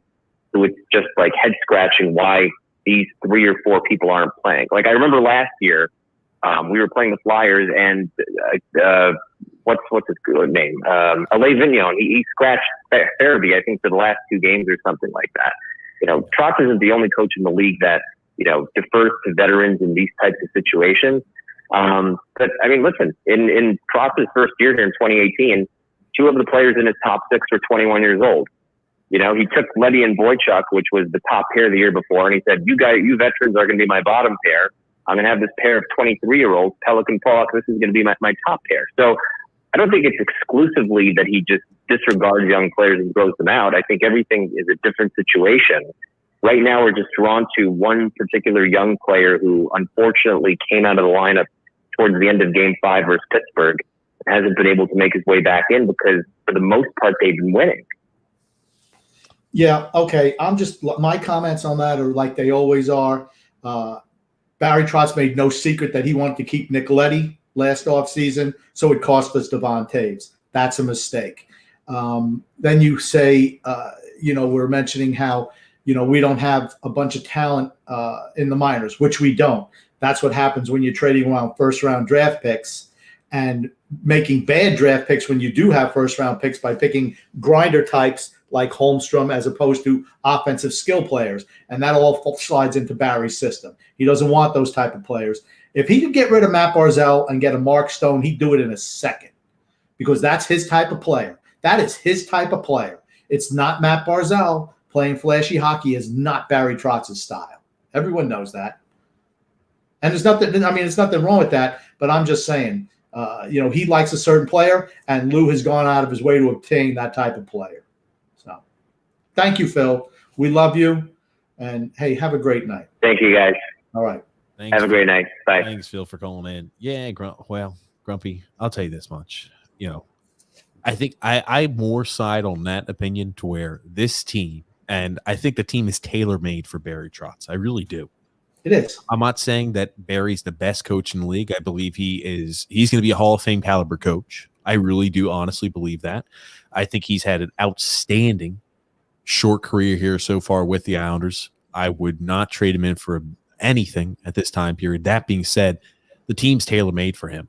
And, if you had a team that's composed of more young players, I think he'd be yanking out the rest of his hair because they don't do XYZ right. He'd rather them, forego offensive chances and offensive rushes to be more defensively structured. And tonight we saw what happens when your team is not defensively structured enough. They're not skating well. Looks like they've got their feet stuck in sand. Yikes, is it ugly, especially when you play against a team with top talent like that. True. 100% agree. It didn't matter. Tonight didn't matter. Like I said, Tampa Bay came to play tonight. And when Tampa Bay comes to play, there ain't nobody in the league beating them. Nobody. And about Carolina, all right, that's a disappointing season for Carolina. Yes, Carolina got swept by Boston. Why? Because they're not physical enough. But you want to know something? We can't beat Carolina. They swept us. I do remember that.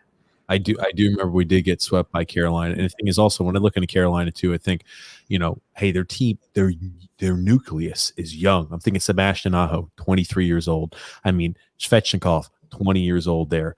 Nikos there, 22 years old. I'm reading down the roster there. I know Dougie Hamilton's going to be gone. Obviously Vinny Trocheck, even 27.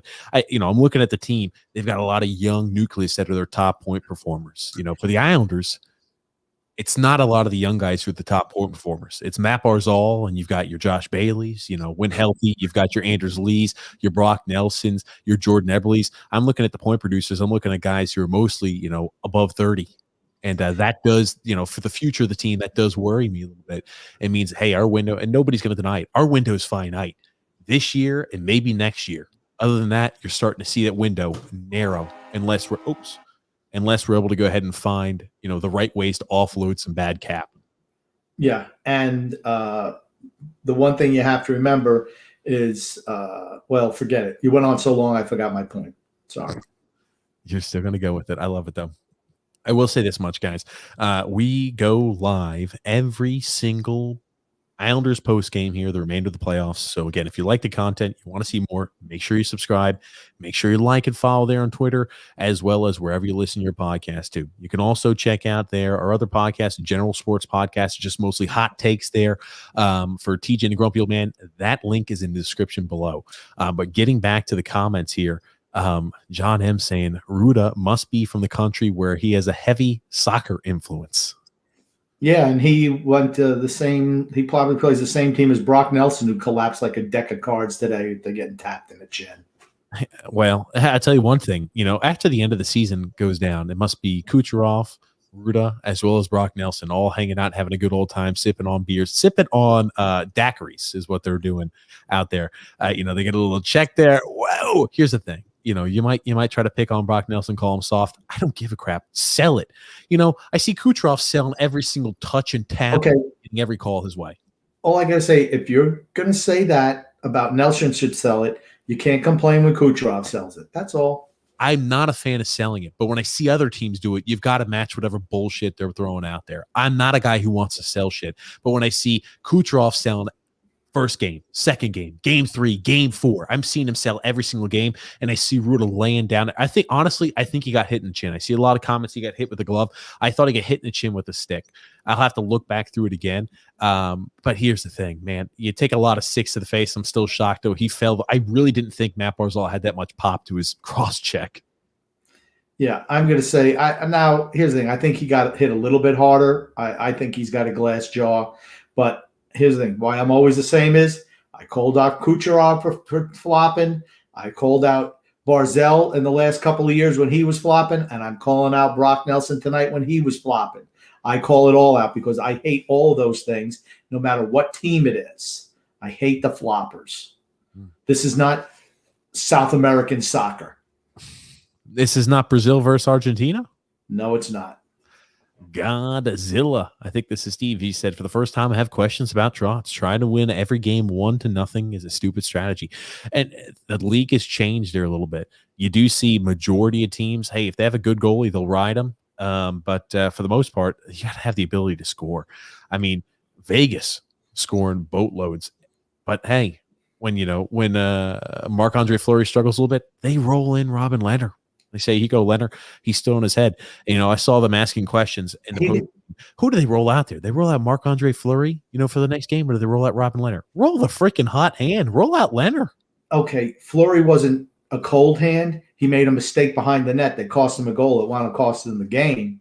That's why he got benched. But he only gave up 2 goals that game, 1 in overtime, that no way he was going to stop. I mean, but here's the thing. It's not like he's given up 4 or 5 goals like, other players on our team. Okay. Sorokin gave up like 5 goals today. But that being said, again, think about it. If we had a goalie make 1 bad mistake, what would our fan base be saying? And this is something I smile about because I could read it through the comments. Oh, he had a great game. I know let in that 1 weak goal, but look at those other 20 saves he had. He kept us in the game. If he didn't let in that weak goal, he'd be a top star of the game, right? Marc-Andre Fleury lets in 1 weak goal where he misplays a puck, which costs him the game. He's riding the pine the next game. Do you think that happens with our team? If Varlamov makes 1, neither there. Here's what'll happen. If it's Sorokin, he gets yanked and sat. If it's Varlamov, no way. It has no bearing on it whatsoever. That's the difference between Barry Trotz and every other coach in the league. He's going to ride his veteran. John M. saying, throw this game away. Send a message first shift at the Coliseum. I don't disagree. Good luck. I hope we can. Buck Skull Gang in the house says, think we change from game 6, change up the lineups, Grumpy. I say you have to play Wahlstrom, and you got to sit Komarov, and you got to play Palmieri on the first line. Either that or put Wallstrom on the first line if you love the third line with Palmieri. But that was such a disaster today. I don't see how you can do it.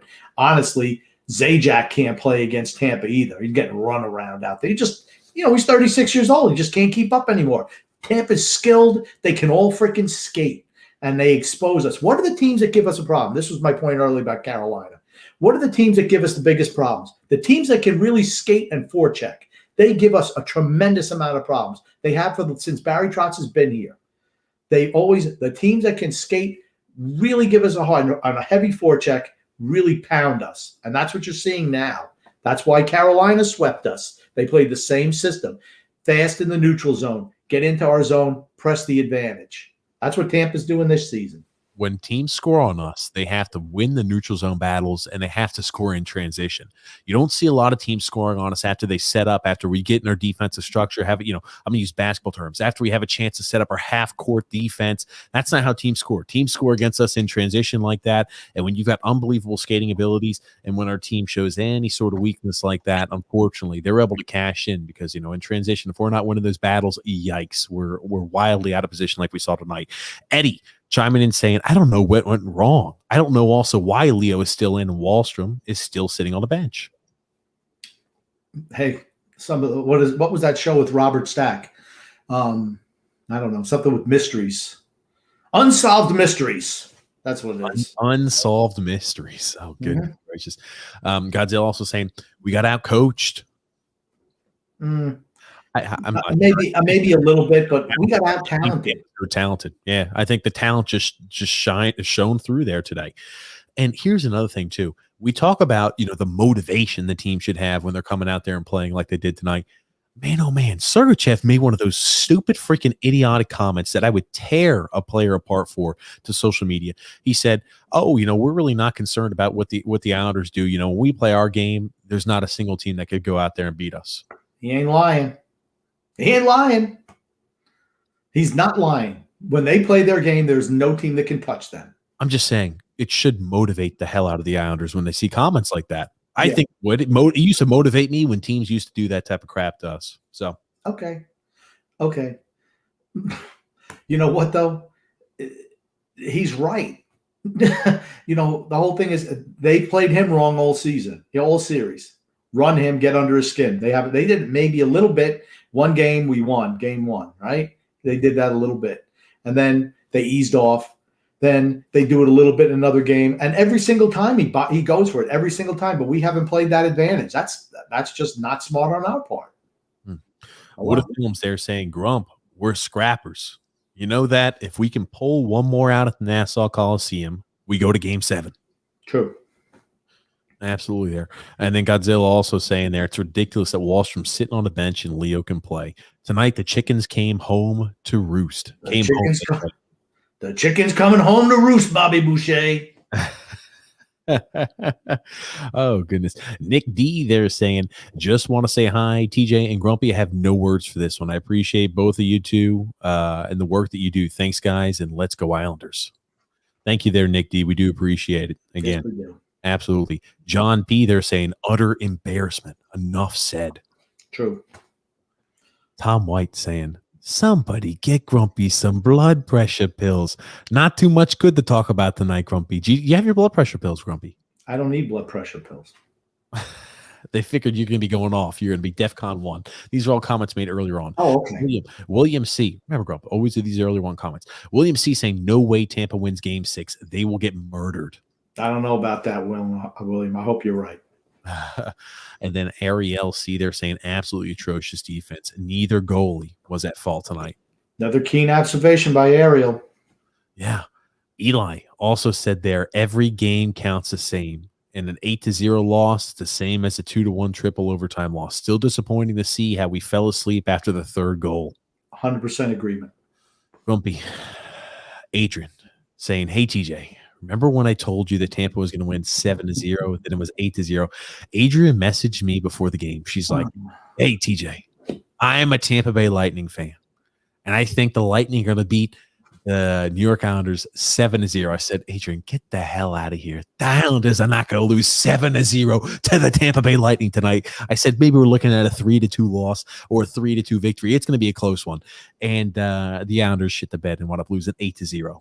Well, Grumpy, what do you always say to Adrian? Yo, Adrian, Tampa Bay did it. For certain. I mean, there's no harm in you know what? I love Adrian because she listens to our podcast. And you know what? She's really not an obnoxious Tampa fan. I don't think she is.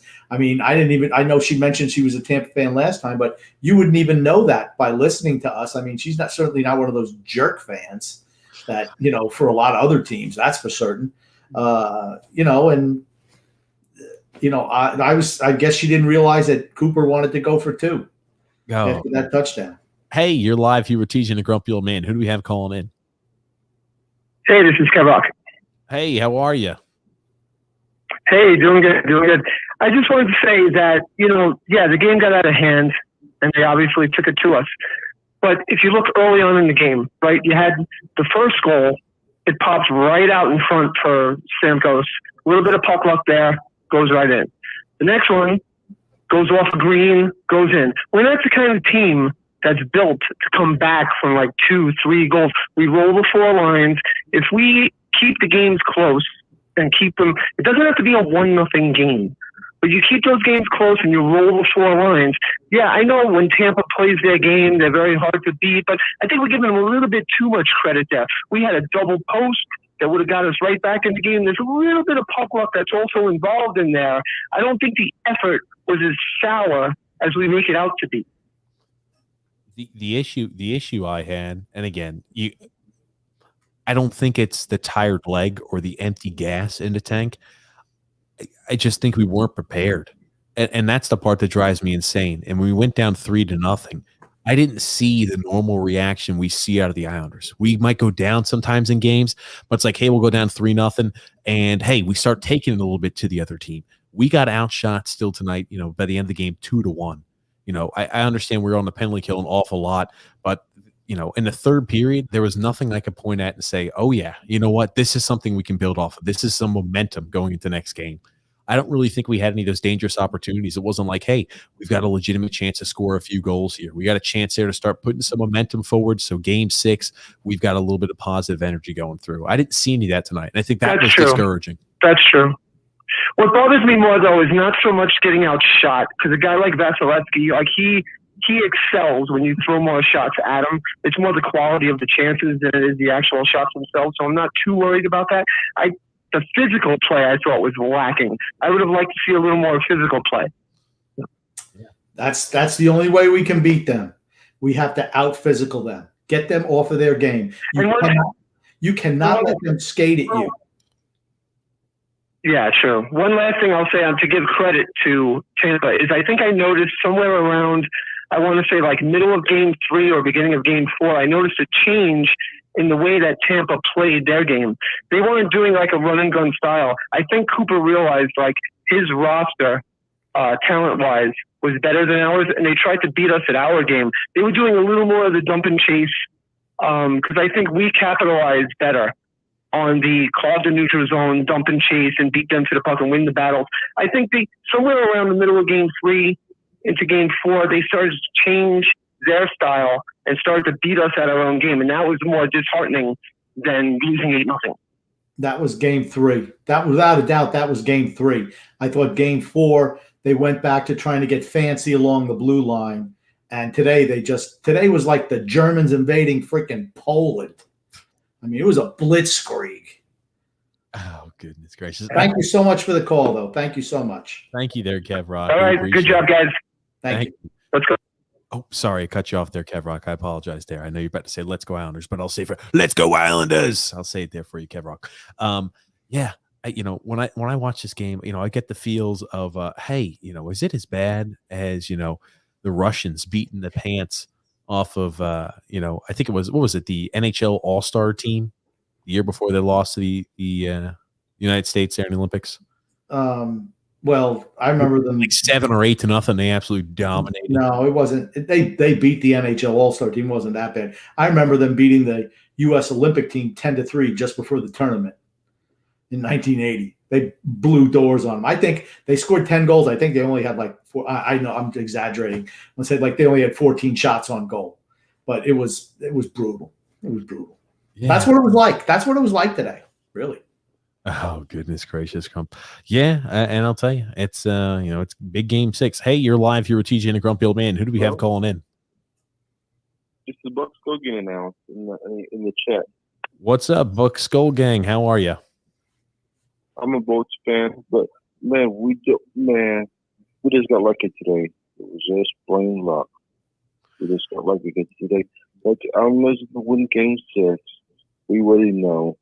Man, we don't play good in New York, and we will have Game 7 Friday night. But Brazil will play Wednesday. That's my gut feeling. Okay. Well, Buck Skull Gang, I don't think you're giving Tampa enough credit. I don't think it was complete luck. I mean, I know you're a Bolts fan, but hey, the team looked dominant. I mean, sure, maybe a bounce or two, went your way early. But Game 4 was pathetic. You guys had a game I sat watching the game after 3-0 when you guys won game 4. I knew it was over. Here's the difference between the two teams. The Islanders go up 3-0, and Tampa Bay makes a game of it and could have won.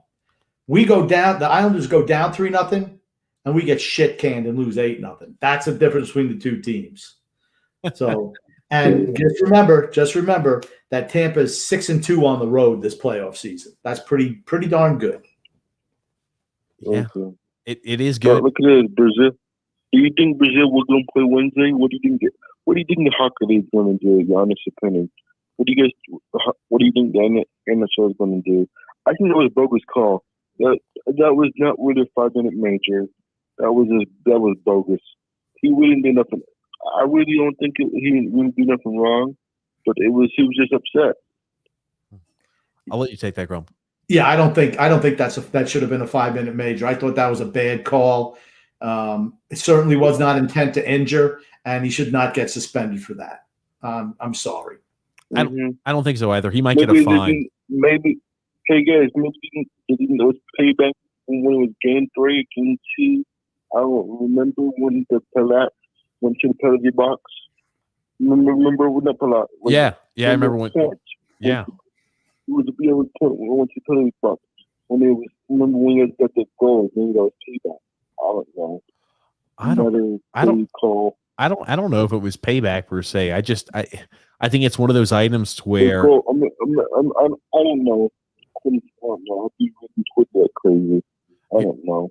Here's the thing. I think it's one of those items to where they look at the result of what the player looks like down on the ice, and they give them the penalty based off of what the end result looks like. Because if Ruda pops right up and he gets off and they skate in, maybe they rustle, they tussle a little bit, and he goes back into the locker room, there's no game misconduct for that because he was laying down on the about a good solid 3-4 minutes, acting like he was dead. He got hit in the neck.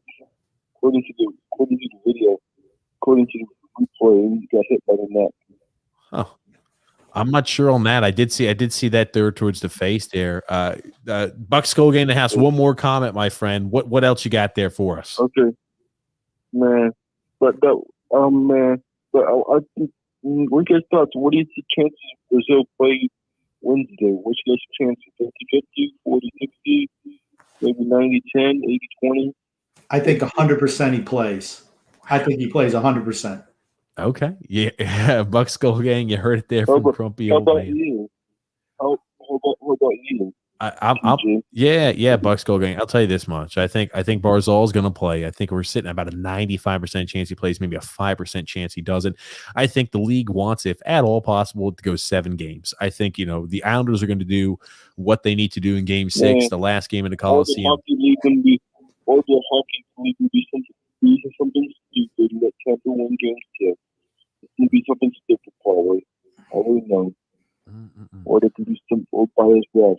And the refs been biased. And the refs been so stupid in this playoffs and him playing like the Island. It's so stupid. Remember the game was only 7. How can you not count the fine? That was funny. Oh yeah, the too many men on the ice. Yeah, that was funny. Grumpy's funny though. Grumpy, That was funny. Grumpy goes crazy. Thanks so much, Buck Skull Gang in the house, for calling in. You're We good. appreciate You're welcome, it. bro. Thank you. You're welcome. I know other people. I know other people in the comments here. Thank you. Thank you so much, Buck Skull Gang. Yeah, Grump, I'll tell you. Yeah, just one thing. I just want to touch on one thing that he said there about the suspension. You're setting a dangerous precedent if that's going to get a suspension, because there's a lot of stuff that goes unchecked that is a lot worse than that and does not get called. Here's the thing too, right? It's all about how it looked and where it was zoomed in on. Do you remember when Jake DeBrusk cross-checked Scott Mayfield right in the back of the neck? No, it was right the back of the head, right? The back of the neck to the helmet. He went down, got injured. No penalty called on the ice for it. He was given the max fine, not suspended there for it. I think you're going to see some of that there checked in, because, hey, you know, what's to stop him for when something like that happens? Yeah, it was a cross check. He hit him in the face. I think the stick hit him in the face. Who knows? I haven't watched the replay all the way through, and I think it's up to discretion. But I don't think that gets you. I don't think that gets you suspended. And, they did zoom in, and it was the stick that kind of hit him over here. Okay, so, but you know what? Hey, that's a hockey play. Considered all the other crap they let go, that's just a hockey play. 30 years ago, that's not even a penalty. Absolutely. Moving right along there. Alexander said, I'm in shock. I'm beyond pissed off tonight. Sorry, Alexander. I can't help you there. Oh, goodness, grumpy old man. David K. They're saying pulling Varlamov was a mistake. The goals weren't really his fault. He protects Varlamov. He's going to protect Varlamov. He'd leave Sorokin out there to give up 45 goals. He's not doing that with Varlamov. Varlamov's his boy. Yeah, I think that has more to do with anything else. They don't want him to get shelled, because they always had the intention to put Varlamov back in on Game 6. If Sorokin came out there and you know, pitched a shutout, I still think they're going Varlamov on Game 6 there at the Coliseum. You know, I think they trust him in the moment, you know, blah, blah, blah, etc. But I don't think they wanted him to get shelled, because for certain he did. I got a comment there, grumpy old man, from our friend whose name I cannot pronounce. Hopefully he lets us know his name one time. Hello. Dan R. Was that? His name is Dan R. How do you see that? Read the comment. By the way, my name is Dan R. Sorry, I didn't read the whole thing. Hello, Crump and TJ. By the way, my name is Dan R. If we don't put in Wallstrom after this and bench Leo, I don't know what is wrong with Trotz. Scratch Zajac for Michael Del Cole too. We need guys. Guys who can skate, he said. Yeah, true. Sorry. You know what? It ain't working. I know you like to roll the geezers out every night. You get beat 8-0. Let me ask you a question, fans. If he had a bunch of the young guys out there and they got beat 8-0, you think any of them are playing the next game? The answer is absolutely not. He should have the same. That's my big problem with Barry Trotz. He doesn't hold all players to the same standard. That's my number one problem with him.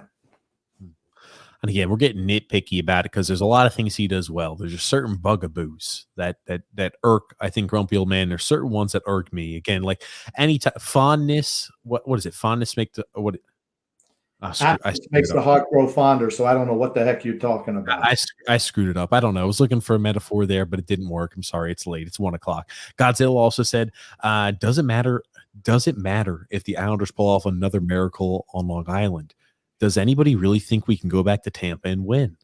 I love the pensive look from Godzilla. No. Oh, goodness gracious. Hey, I think Game 7, anything can happen at that point. But Jesus, you stole the game you needed earlier on in the series. And you know Tampa is not Boston, and they're sure as hell not Pittsburgh. You stole the game you needed. You just couldn't close out and win all the games at the Coliseum. That's unfortunate. But moving right along there, Eli said penalty minutes, they're 42-27 today. Yikes. Yeah, I don't even care. Ariel C said Barzal's cross-check was one of the stupidest things he's ever done as an Islander. If he's suspended, we're doomed. No, that's a little strong. That's a little harsh. Here's the thing, too. I'm not shocked he took that penalty at all because he's a feisty guy. That being said, I'm happy somebody showed a little bit of life out there on the ice. Yep. You know, not the way I would have tried to exude, my energy out there. We needed somebody to do something. Here's the thing. We talk about the importance of Anders Lee. Anders Lee, when we're down 3-0, is fighting somebody, which changes and alters, I think, the game a little bit. I really do believe that. You might call me crazy. You might say I'm trying to fantasize things, but hey, I think that those moments right there or when Anders Lee course corrects things and prevents us from getting beaten, dogged 8-0. I think he goes out there and he fights, one of the starish players there on their team. He beats the living crap out of him. I think it alters the direction of the team if we're down 3-0 like that. I disagree. I wholeheartedly disagree. And you wouldn't be saying this about Barzal if he didn't hit him in the neck. I mean, it's just, the guy, the way he turned his body, he got hit in the neck. That happens. Like I said, I don't think it was stupid. I could care less. Matt Barzal brings energy to this team. He's, you know what? Matthew Tkachuk does that stuff all the time. There's a lot of Brad Marchand does that stuff way worse than Matt Barzal ever does. Matthew Tkachuk does it a million times. I love Matthew Tkachuk. I hate to play him. I think he's an absolute punk. But anytime he's playing there for the Islanders, I love Matt Tkachuk. I really do, Grumpy. We got a comment here also saying there, I hope Trotz just plays grumpy old man raging as his motivation for the Islanders before Game 6. Yeah, I'll tell you what. You know what probably happened? Josh Bailey would probably go in the bathroom and piss himself. No, stop. No one ever talked to me like that. Honestly, Grumpy, you're so ridiculous sometimes. Croc, another one, Croc. My ridiculous. whipping boys, man, they suck. Oh, stop, Grumpy. You're ridiculous here, Grumpy. Oh, ice cream. Hey, you're live here with TJ and a Grumpy Old Man. Who do we have calling in? Hey, TJ, Grumpy, how you doing, guys? It's Ryan Lee, how you doing today? Hey, not too bad. Could be a little better, if we didn't get shellacked 8-0, but it could be, maybe we could have been beat 9-0. Well, I've been a Tampa fan for about 20 years, so I've been listening to your podcast for a while now. So I wanted to call in and just, I'm not gloating, but a lot of the information that I hear people calling in is just wrong. I don't want people to think that Barzal's getting suspended, because he's definitely not. The 5 in the game was enough for him, so that's definitely enough on our side. The 8-0 shellacking was a little bit excessive, but it's not going to be like that the next game. Probably 3-1, 3-2, something like that. That's just Tampa probably played their best game. Islanders probably played their worst game. Here's the thing. I've always been a big believer of, I have no problem at all with other coaches running up the score. I'd rather them not, but here's the thing, man. You're professionals out there. You're not in high school. You're not at a rinky-dink college. You're not Alabama playing St. Mary's Sisters of the Poor. You're professional playing professional. And when it comes down to it, everybody's there to see a show and a spectacle. If you can't go ahead and stop the other team from jamming it down your throat in football, basketball, I don't care what it is, that's where you have to hold yourself accountable there for it. I have no issue at all with them hanging 8 there on us. I always think that it should motivate the players and professionals when other coaches and other players go out there disrespecting you. I always think that should motivate you more, and it didn't tonight.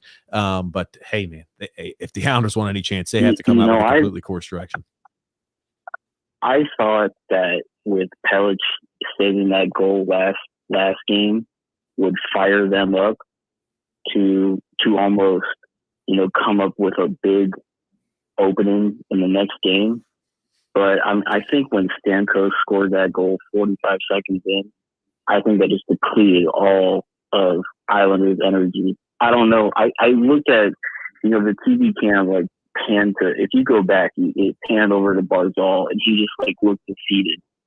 And I don't know if that had anything to do with him later on in the game. Obviously, Barzal is your best player, but it was weird because it was 45 seconds in, and it was after that last game where with the 2 seconds left, Pelech saved that goal. So it was weird because it was 2 seconds left, 45 seconds in. And, was crazy. They're saved by Bullock. Maybe it would have launched just. And again, Grump, I'll let you speak to this too. I thought the Islanders looked shell shocked after they gave up the first goal. I mean, we still were not able to keep the puck out of our defensive zone. We were still playing on the ropes. And I was like, holy crap, man, you can't be playing this retreating, hey, bend, don't break style when you're getting you have a barrage of shots coming your way. And oh man, it just got ugly quick. Yeah, I'll comment. Thank you so much for the phone call. We appreciate it. And I'll comment on your points. First of all, it's a great time to be a Tampa fan. No matter what sport, it's a great time to be a Tampa fan. You've been a Lightning fan for 20 years. You've seen the ups and the downs without a doubt. Don't be embarrassed. Yeah, for sure. And you should not be embarrassed that they beat us 8-0. I'm 100% with TJ. You could beat a team 100-0. You should beat them 100-0. It's their job to stop you. It's not your job to stop playing. So I have absolutely no problem at all with that. And the next game might be 3-2. And I don't think there were any lucky breaks. I just think Tampa's just better than the Islanders, and there's no harm in that, actually. And that's what I try to say to the Islander fans. You're getting beat by the best team in the league. Like Phil mentioned, Carolina got beat. Well, yeah, they're playing the best team in the league.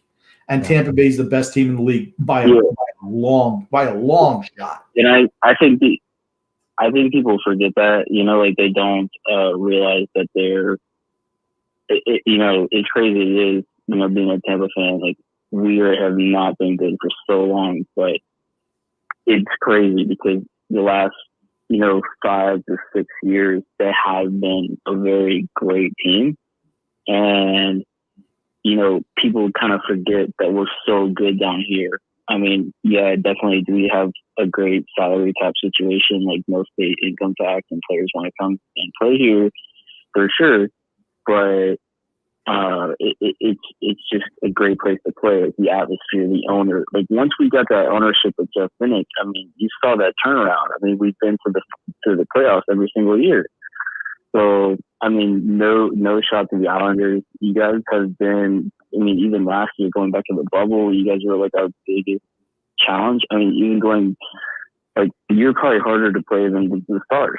And I've been watching the Lightning for 20 years. Like it's been crazy. So, it's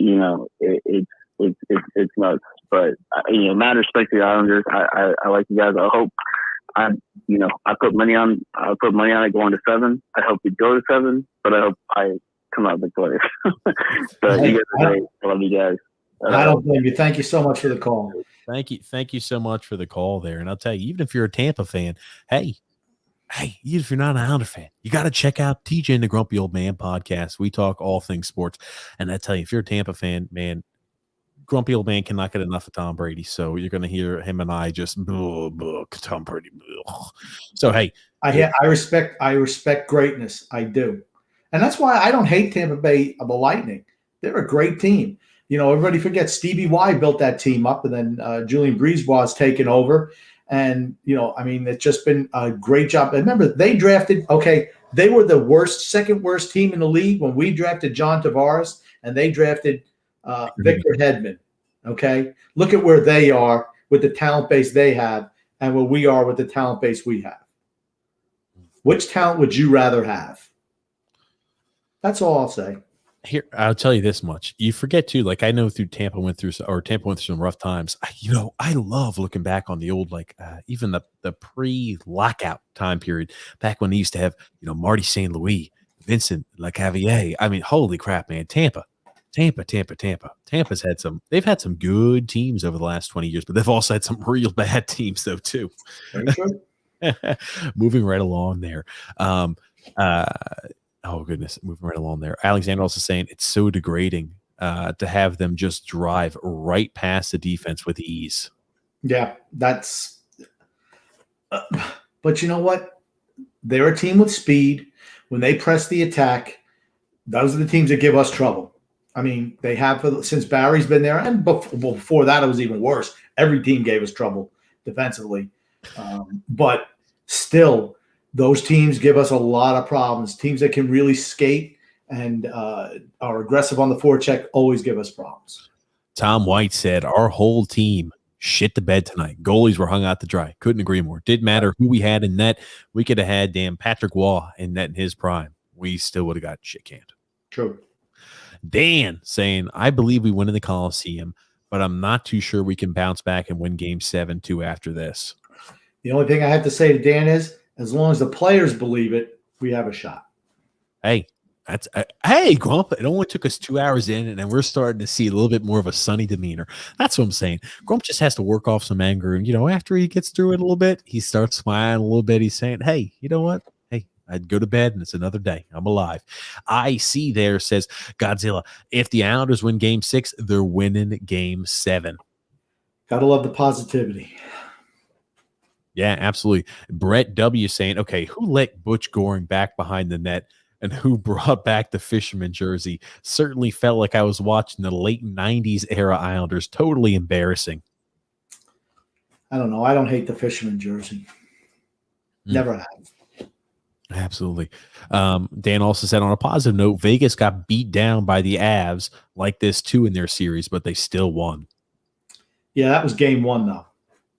It's easier to bounce back. And remember, Colorado had a layoff, and Vegas was coming right out of another series. So Ariel C said the whole team was -2 for 3 players. Looked absolutely awful. Piss poor effort there in game 5 in the semifinals. My Lord. See, it's the law. It's when in the series you lost it. That's the thing if it's game 1, okay, we can still bounce back. Man, game 5 is so important to win, and to get rolled is like, oof. Don't know. Hunter H said, I've been so optimistic these playoffs, but this series is over. Even if we win game 6, Tampa showed that they don't lose back-to-back games, right? They haven't lost a back-to-back game since they lost to the Columbus Blue Jackets, got swept to the Columbus Blue Jackets in the first round. That's right. So, hey, if the Islanders win, they're going to have to beat what could be a dynasty, a team full of 3 to 5 Hall of Fame caliber players. They're going to have to go ahead and beat Tampa in back-to-back games, which is the first time that would have happened in over 2 years. And Vasilevsky hasn't lost back-to-back games in that same amount of time, and he's really good shutting playoff games. That is, and he's really good at shutting out teams in clinchers. He's had 3 shutouts in clinchers. Think about that. Yeah. Tom White said, easy to drive past the defense when they have to back up. No back pressure, no help whatsoever. Well, we were caught up ice. I thought we were too aggressive early on with our D pinching up, and they left the center of the ice open, and today was just bad. Brian P. saying that was a bully beatdown like Alabama against Alcorn State. Alcorn State. Yep. Absolutely. Yeah. Alexander also saying, I thought the cross check by Barzal wasn't as bad as the play. Yeah, I didn't think that was that bad either. I'm sorry. Oh, Dirk C saying, what happened today with our boys? Oh boy, a Dirk C there from Germany. If you could skip that one, if you have a DVR, if you want to save yourself from time, I could just tell you delete that one off the DVR. No need to watch it. I'm going to say that we played like a bunch of Simon Holmstroms tonight. That's what happened. Yo, Dirk C, all the love. Grumpy's playing. Sal P there saying the Killer Bees issue in the playoffs is the same as it's been throughout their careers. It's inconsistency. Are they capable of putting a huge offensive night where they all look like stars, where they look like all stars? Yes, of course. But when they only do that when they do that only once every 6 or 8 games, they're too soft to excel. Yeah, I don't think Bavillier's soft, but the other 2 guys are ridiculously soft. Here's the thing. I think they're soft. Bavillier, he can be soft, but they're all inconsistent. I will say the craziest thing about it, I think Brock Nelson has the most consistency on that line. Bailey, he's Josh Bailey's very consistent. He's consistently freaking bad. I knew you were going to say that, but I just let you do it anyway. I knew you were going to say that. That was a layup for me. You just laid that one right in there, didn't you? Oh, good. But no, seriously. But they are soft. But that said, I thought early on they were probably the only line that even was able to get out of our zone. But like I said, it was a bad night for everybody, and they weren't great. They're not great. Josh Bailey, I swear I was half expecting Bailey and Nelson to both score a couple of goals when it was 8-0, like in the last 2 minutes. Oh, look, They scored 4 goals. Yeah, when we're down 8-0 because those are typical Josh Bailey, Brock Nelson goals. Aaron G saying the Islanders are bringing on the heartbreak. Bringing on the heartbreak. Aaron must be a Vegas fan there. Deidre C, they're saying they need to come out full throttle, no wimping out. Play your hearts out, get physical, and don't stop. Gotta get physical, physical. Gonna get physical. Let's get into physical. Let me hear your body talk. Your body talk. Olivia Newton-John. Oh, goodness. Thank you for that there, Grump. Greg Frost, they're saying, do you have a toll-free line for us Canadians? Otherwise, I can't call and tell Grumpy to chill out. High blood pressure kills. My blood pressure is very good. And we do not have, unfortunately, we do not have a toll-free line. Here's the thing. In the future, I think we're going to try to get like a WhatsApp or something like that where people can call in through that means. And you can call in on the Facebook. I know if you guys want to do it like that, or we're gonna. That's one of the off-season goals we've got. So for our friends in Canada or overseas, you can call in as well. Deidre, the number to call in is in the top left portion. It's 318-608-2245. You know, maybe you should make that number over there like a different color than white. Yeah, I probably should make that black. I'll go back and edit it, but I just like the way white looks, but I'll go back and edit it. What a Film said Bailey is the common denominator. Yeah, he sucks. Oh, goodness. Jay said, I think Bailey never forgave the Islanders for that humiliating promo with the push-ups and chains. He's a bad influence on Nelson, probably hired a PR firm to pud Josh Bailey. Yeah. To pud the Hey Bosh Josh Bailey song, Cynical. Yeah, put out the Josh Bailey song. And they sing it to him. And when he touches the puck every game, they sing it to him. And think about it, right? I know he obviously he embraces it, but it's not a very nice song about him. Hey, Josh Bailey, we want to know if you score a goal. See, that it is not a very endearing song. I know he takes it with stride now. And hey, as much as you give to Josh Bailey, I love him. I love him as a guy. I love him as a person. I love him. I'm not talking about him as a person. I've never talked about him as a person. I talk about him as a hockey player. The thing he gets paid $5 million a year to do. Archie said, I missed the game. In 3 words, explain how the game went. 3 words. TJ, I'll let you take 3 words. Holy effing shit. Okay, that's good enough. Grump, your 3 words. Freaking blowout. Is blowout 1 word or 2 words? Blowout, 2 words. Okay, fair enough. Josh H there said Grandpa Green and Uncle Leo are just too slow. And throw Zajac in there too. Joseph and throw in the $6 million man as well. Joseph W said, I know a good anger management counselor. I don't know who he thinks is angry. Probably talking about me. I have to assume, Grumpy, because you're the grumpy old man. Dirk C said maybe Barry will let Holmstrom and Simon play. Now, it can't get worse. Hey, buddy, here are the Simon Holmstrom fan club. Our boy, Dirk, is the biggest Simon Holmstrom supporter I know. Yeah, I will love it if Simon Holmstrom comes in and lights the world on fire because grumpy old man will be eating a shit sandwich. No. I would love to see him put Simon Wallstrom in there because it gives me a whole summer's worth of shows when he shits the bed. You said Simon Wallstrom. Simon Holmstrom. I said Simon Holmstrom is what I said. Fair enough. I'm hearing Wallstrom everywhere because it was getting late. Mario said Joseph Wood, that was Al Arbor, and Barry Trotz is nowhere near in the same universe. No, they're right. You could say how great Barry Trotz is. Al Arbor was infinitely better coach. Not even close. Not even close. Mm-hmm. Absolutely there. Al Arbor is probably one of the top 3 or 4 coaches all time. That's how good he was.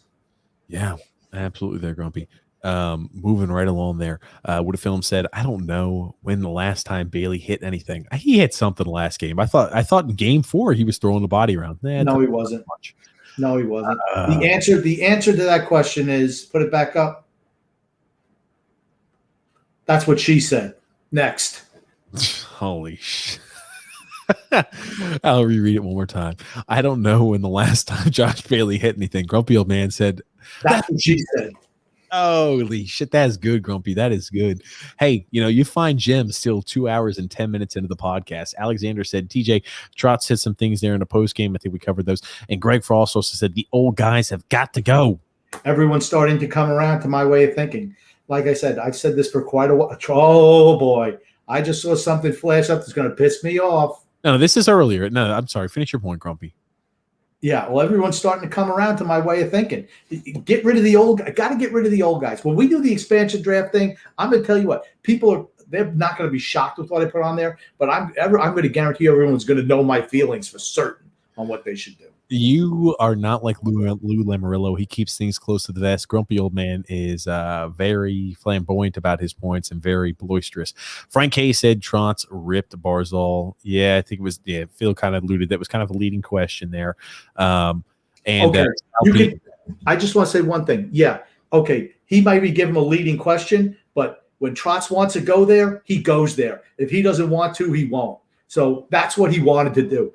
Like I said, he never ever backs away from taking a shot at Matt Barzal. He won't take a shot at any of his useless little puppets, his little puppet face Nelsons that they've got out there. They can do no wrong as far as he's concerned. They're the guys. They'd be the first guys I'd get rid of. Sal P said, defend, defend, defend. Dump it out. Defend, defend, defend. Giveaway. Defend, defend. Stick handle it out of the zone and get it poked away. Seriously, sometimes we go such long stretches without being able to put 3 or more passes together. Maybe Barry can game plan a little offensive strategy into the game plan for the future. Okay, Sal, listen to me. I'm gonna throw some words out there, and then you're gonna know why we can't put 3 passes together. Casey Cizikas, Cal Clutterbuck, Matt Martin, Travis Zajac, Josh Bailey, Croc Nelson, Leo Komarov. When you got that lack of talent out there, that's why you cannot string 3 passes together. Okay. Grumpy, stop. When you make statements like that, I've got to fight you on it. I knew we're 2 hours in. Hey, dude, the fourth line had excellent game 3 and game 4. They were not the reason we lost tonight. Okay. The question was, why can we not have more offensive cohesiveness or a style? Because that's not what those players do. That's my point. I'm not putting down what they do. They do what they're supposed to do most of the time. But offensively, they're all challenged, every single one of them. That's why we can't string 3 passes together. What a film said, you got to finish your checks, everybody. For certain we do. Some guys who check in. Well, then we got Josh Bailey's. Those types. Joseph Wood said, this cheered me up. Also, Deidre said, you guys are funny. I'm cheered up for now. Hey, that's the point. Even when we have bad games, we get to vent. We get to have a good time. We get to put some smiles on faces. Grumpy gets to bring a cynical point of view and be funny as hell, make us laugh. And hey, there's nothing more to enjoy than smiling after a shitty 8-0 Islanders loss. That's honestly, that comment makes me feel good because that's what I'm here for, honestly. It really is. Look at that, Grumpy. There you go. You put a smile on somebody's face. Joe Francis said, I have to agree with Grumpy. My contemporary, Barry and the Vets. It's the truth. It's the truth. Oh, goodness. Jay also says there, does Lou Lamoriello approve of Barry Trotz's inflexibility? Lou seems a bit inflexible himself. I'm not what about snatching up David Quinn or somebody who is a tactical and not just a motivator. Or somebody who's tactical, not just a motivator. No, for David Quinn. No. Oh, right. If not, what about snatching up David Quinn? Sorry, I butchered that comment, Jay. Okay, I'm not ability to read. Okay, Barry Trotz is a good coach, right? He's a very good coach. He's an excellent coach, but he absolutely is inflexible, and I just don't think that's a way to be successful long term. It's just not. He's a great regular season coach, but there's a reason why he hasn't been a great postseason coach, and he hasn't been. If you look at his numbers throughout his career with the talent he's had, I mean, that Washington team was freaking loaded, and they were getting bounced every year by Pittsburgh. 2 to 3 Hall of Fame caliber players on that Washington team. Alexander Ovechkin, first ballot guy. John Carlson might sneak his way in the Hall of Fame. And Nicholas Backstrom, depending how long he plays, might find a way there in the Hall of Fame too. Yeah, but you have Kuznetsov and Oshie and Orlov. You got a lot of real talent on that team. Yeah, I'm just saying the guys who can change, the guys who are Hall of Famers or Hall of Fame caliber, those are players who are elite category. Adam S said, I cannot wait to win the cup in 10 years. Oh, nice. Kev Rock says the puck luck earlier was killer. We're not the kind of team that rallies from down 2-3. I mean, that's life. That's life. But it was over quick. Yeah, don't give up your day job or even your night job. Oh, Jesus. Don't give up my day job or my night job. Wow. Thanks, Grump. Mark S. said, so true. Greg Frost also said they do look tired. So he's more on the, hey, they look tired. Yeah, I don't think they're tired. I just think they're outclassed. There's a difference. Tampa came to play today. You got Tampa's A game today. Brian P. said that stat still amazes me that Bellows has scored 3 goals in 3 games since Lee's been out on the first line, while Komarov has 1 goal in 44 games, and Zajac has 2 goals in now 36 games. How is that better than what Bellows and Wahlstrom can give you? It's not. Just that plain simple. It's not. Oh, goodness. Sal P. also said, of course they're all gassed. All they do is chase the opposition around for 90% of the game. Always chasing and not possessing the puck is absolutely draining. It didn't even look like they were chasing today. They're just kind of standing still and let guys walk around them. William C. there said, Tampa probably will be the next dynasty, and we're the only team to stop them 2 years in a row. But let them embarrass us. Time to rebuild. Trotz can only do so much of the mediocre lineup he's got. Unless we beat them, we haven't stopped them. And will they be the next dynasty? I think the salary cap will stop that. They're not going to be able to do what they did this year with the salary cap. They had the benefit going into the season of Kucherov being out. Otherwise, they were going to be in real trouble. Well, what does it say about the talent of the rest of the team that you're able to make the playoffs and put up a good regular season without your best player, and then your second best player sit out the last 16 games of the season, and then you can bring them back with no salary cap repercussions? That says more about the team than anything else. Well, I'm not even going to say it, Grump. You know what I'm about to say, right? No, it doesn't matter. Next. You already said it 3 times. Let's go past that. Mark S. they're saying we're clearly not a solid road team. Otherwise, we barely squeeze on the wins in the road when we do show up. Yeah, but you know what? We've been what we've been all year. We're an above average team who we're really tough to play against. And if you're not patient against us, you come out on the losing end. Rusty Spooner said, blessed by fire. Wake up and let's go Islanders. Yeah, let's go. Races fan Rocks 4 said, Chris Lee needs to be out of the playoffs. I don't disagree. I don't care. That stuff goes on all the time and nothing gets called. Guys get punched on the face and nothing gets called. Or another guy will kind of grab him after and he sends both guys off. They don't want to send somebody off in the playoffs. Playoffs. Oh. Playoffs. Kev Rock said also, Grump, when Tampa Bay plays like that, nobody beats them. So basically, we don't have a hope if they play their best game. That's the truth. And I think you say that about the rest of the league too. If Tampa Bay plays their A game, no one can touch them. It's just that plain simple, that good. IC said Tampa won't ever win another cup this year. 18 million over the cap won't be happening again. Never say never. Oh my God, it's Justin Bieber. Never say never. I think that's how that song goes. I have no idea. I don't know anything about Justin Bieber songs. He used to be some little, like a little pop boy, right? He's still super popular. He still pumps out music, I think. Well, but I don't know. But I mean, he used to be real popular with teenage girls, right? Yes, he was. Then he's had trouble with the law or something. I don't know. Frank K said the Islanders' shot to win a cup is over after this. It's true. It was over after last year, too. Really? I told you last year was going to be their best shot to win. They've made it back to the same spot. Okay. You made it back to the same spot, and you got shit canned by the team that now knows how to win and is just better. Tampa Bay's better this year than last year. Last year was their shot because Tampa Bay still hadn't learned how to win. It's too late for me to fight. We're going to have to save that more for the offseason.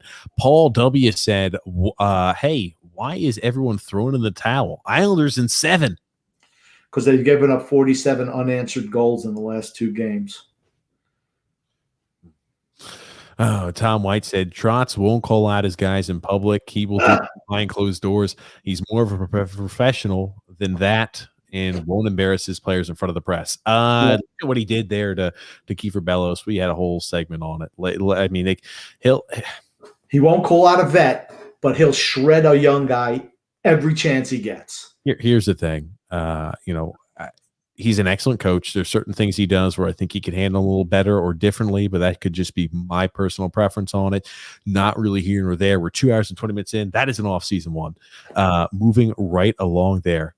Rusty Spooner said, yes, the mayor's going off. Hell yeah, Mr. Jerry Springer. Christopher C. said the NHL needs to think that Tampa and Vegas are the biggest market. Maybe that's why they want the 2 teams in the finals. Newsflash, New York is the biggest market in sports history. Yeah, but the Islanders play themselves like they're a small market team. I hate when they've done it forever. Everyone thinks the Rangers are New York. The Islanders are, suburbia. REC said Elias was full of shit. Elias was a crusader. Now I got no fight with any man who does what he's told. But when he doesn't, the machine breaks down. I'm not sure what that means. Me neither. I like the logo. It was pretty cool. I was about to say Islanders in the head there. Yeah, I'm not sure what that means there, REC. Maybe you're giving me some sort of metaphor, but I'm not grabbing it. Rusty Spooner said Barzal reminds me of Killer from Slapshot, and I love it. Let's go Islanders. Dave Killer Carlson. Oh, goodness gracious. And Brian P said Maddie and the Jags. Maddie and the Jags. Hey, that one works too. It's the truth. That's right. Oh. Joe Francis says, boop, boop, hello. This is Mr. Floyd calling from Mr. Floyd. Will you accept the charges? He keeps hanging up. Is that something? I don't think. Oh, goodness gracious. Kevin H. there said, Trotz likes to talk about the character of his team. This will be the biggest character test of the team. After tonight's shellacking, they can either wave the white flag in game 6 or come out fighting like hell. What's it going to be, guys? They're not going to roll over and die. They're not going to roll over and die. Absolutely not. Mario also said, TJ, can you say the same thing about Trotz? How many Hall of Famers he had there in Washington and only got 1 cup? Yeah, I want to say he's got here's the thing. He had 3 Hall of Famers in Washington and he's got 1 cup over 5. I think 2, maybe 3 Hall of Famers because I think Carlson and AO are going to be it. Backstrom might make it. Here's in New York, he's got on this team, there's not a 1 Hall of Famer on this team. Not a 1. Well, yeah, but how many times did he win the President's Trophy when he was in Washington? Was it 2, 1 or 2 times? I don't know. I bet it was probably more than that. I don't know. I'm just saying. I mean, they were really good when he was there. He could never beat Pittsburgh. That was the thing. Could never beat Pittsburgh. The 1 year he beats Pittsburgh, they win the cup when they beat an expansion team. And they out there. Jay says there, Lee knocked Backstrom out of the Washington series last year. Clutterbuck knocked out Carlo in the Bruins series this year. Martin knocked out Trouba out in a critical game leading into the playoffs. Only way to beat talented teams. Right.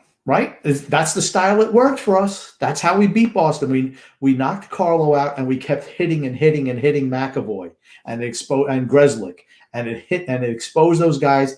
And also the fact that Rask was playing with a torn labrum in his hip. I don't even know how the hell he played with that, honestly.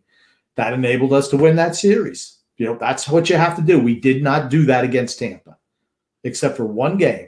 Brian P. said, Grumpy and TJ, how come Phil gets an hour on these calls? I think the game just like you do, Grump. Yeah, see, that's the whole thing. It's like, that's the thing with TJ. He'll ride his little buddies all night long. He needs to be tougher on these damn phone calls. I tell him 1 comment, maybe 2, off you go. Oh, a lot of people like to call in. Jab012 said, y'all get rolled in a game and you're talking about next year. You guys are fake fans. I'd love to roast you. Yeah, I'm sure you would. Go ahead and jump on, buddy. There's a telephone number to call up top. David, come on ahead now, friend. I got no problem at all. I know it's late, but that would be a nice little way to end it off. Just putting somebody in this place. David S. there says, in my honest opinion, That go-ahead goal there in Game 2 with the score tied 1-1 when Tampa had 7 skaters on the ice gave them the series. Refs are freaking atrocious. It was not a good call. The refs blew that. Should have been a penalty. Does that mean that they don't beat us? I don't know. I don't think that's a series. Game 2 does not a series make. To me, it was Game 3 when we had a chance to hold home ice. They came out and beat us at our own game. Oh, that's what the old Islander teams used to do. They used to beat you at your own game. I can't think of anything more deflating to a team, particularly an Islander team like this, when you see a team that's a high-flying team say, you know what, we're going to drop it in the low and just play counterattack defense, and let's see what they can do. And they beat you at your own game. There ain't nothing worse than that. That's a bad feeling to have. Too much mistaking said 1-0. Trotz is trying to win 0 to -1. I love it. That's right. I love it. He's smart. He knows. Avo12 said, "LOL, won't read my comment." Shaking my head. Okay, these are wild. We did read your comment. These are wild. It's towards the bottom, right? Isn't his comment towards the bottom? Here's the thing. It takes us a while to get the comments. He's a new guy there. Unsolved mysteries. Grump, believe it or not. I like that. Yeah, Brian.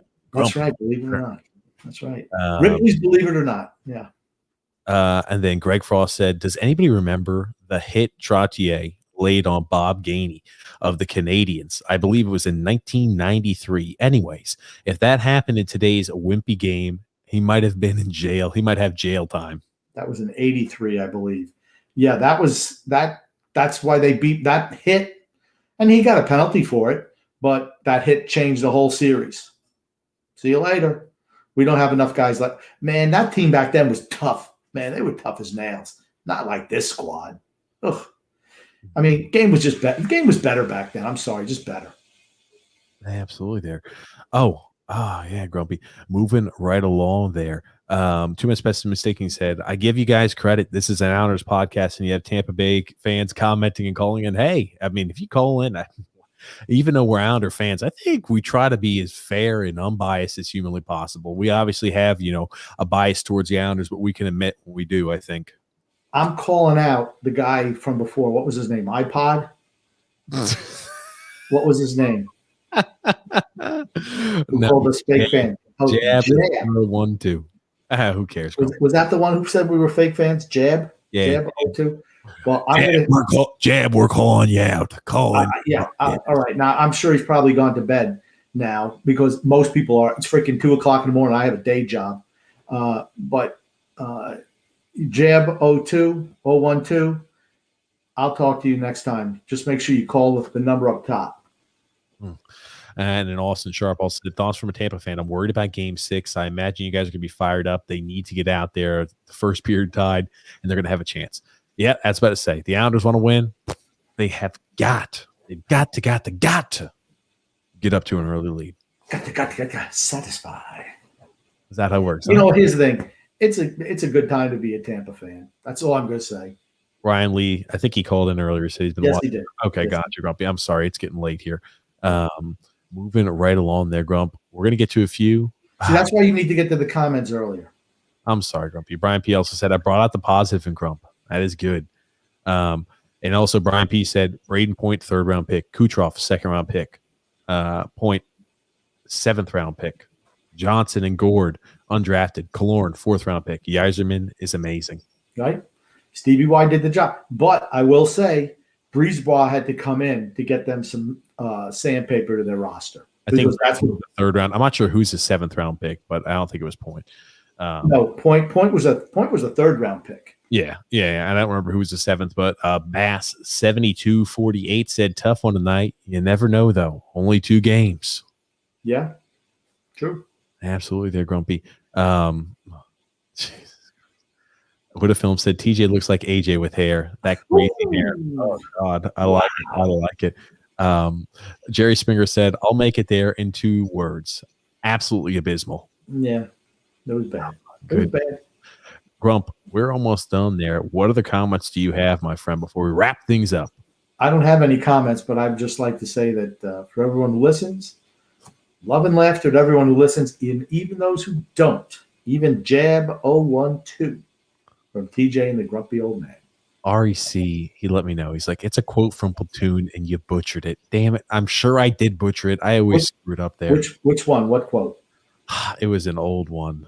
Oh, man. It was an old one. I'm not sure. I'm sorry, Grumpy. I butchered it. It's late. I love Platoon. Platoon was a great movie. I don't know what quote. I'm sure TJ did butcher it because he often does. With, what's his face? Charlie Sheen. Charlie Sheen. That's it. Charlie Sheen in it. That's right. Oh, man. Tom Berenger, Willem Dafoe won Best Picture. Oliver Stone's Best Movie. Oh. Really, really good. I have a good story about that, too. That's an off-season going to a movie story with my wife. Well, I don't think we were married yet. No, we weren't married. We were just going out. But that's definitely an off-season story. Platoon. Just mention Platoon. Going to see Platoon in the movie theater. Platoon in the movie theater. I'll remember on my litany of items to remember. Rusty also said there, outline it with orange and blue. Maybe I can do that there. An orange and blue outline of growth there around the number. I think that could look kind of cool. But hey, Grump, man, oh man. Oh, Rusty Spooner, he just wanted me to let you know. He went ahead and he attacked Jab in the comments for us, so no worries. He said, just let Grumpy know. Let him know. Anyway, Grump, thank you so much for being a part of the podcast. Yeah, good. I don't know who that Jab character is. I'm going to straighten him out. Oh, goodness gracious. Hey, Brian P. said he's Jag 01. Oh, even better. Well, You know what? I'm not going to call him Jag because I haven't talked to him yet. Here's the thing. He could just be trying. He could just be putting on a front. Who the heck knows? We'll just have some fun. That's all. One more comment there from Jerry Springer said, I would take out Zajac, Komarov, throw in Johnson and Wallstrom, maybe take Letty or Dobson and Colburn. No. Now here's the thing. I like Jerry. I wouldn't do any of those moves. I don't. You can't put Johnston in now. He should have played. He should have played. He should have played game 3. That's the game he should have played after we got bullied. And when they didn't do that, he shouldn't have played. There's no way that he's never taken out Levity or Dobson, and there's no way Coburn. You think these other guys look slow on defense? Wait till you see Coburn. Oh yeah, hey, Wallstrom should be in. They're not going to play Johnston in. He hasn't played like in 2 months. The same thing with Bellows. As much as they might be okay, Johnson, I'm not a big fan of him actually being usable. I like what he stands for, but I just don't think he'll ever fit in the system here. And Kiefer, not a match here either. Not a big fan of him. I didn't like Colburn the 2 games I saw him in, but neither here nor there. One more comment there. Race fan rocks. 4 said, does Chris Lee get another NHL playoff game to ref before this playoff season is over? Sure. Why not? Keeps the game moving. Goodness gracious. Well, thank you again, Grumpy. Thank you so much for everybody who tuned in there to the live stream and the podcast. Remember, thank you so much. We do appreciate you guys watching us. And again, you can find us there on YouTube. Make sure you subscribe there. You also like us there on Facebook and Twitter. Again, you can also go ahead and subscribe there wherever you listen to your podcast, whether it's Apple, Google, Spotify, doesn't matter. We upload to all those different platforms. And if you're looking for a little bit of extra sports content, once the Islanders postseason's over, because we go live every single post-Islanders game, the rest of the playoffs, we will be going live more often there with the TJ and the Grumpy Old Man show, with just hot takes, a lot of opinions going back and forth. Grumpy Old Man and I, it's hot. It's hot when we do that, Grumpy. It's short, high octane for about an hour a piece. We have a great time. You could find that podcast and live stream in the description below. Thank you so much, guys, for tuning in. And again, thank you so much.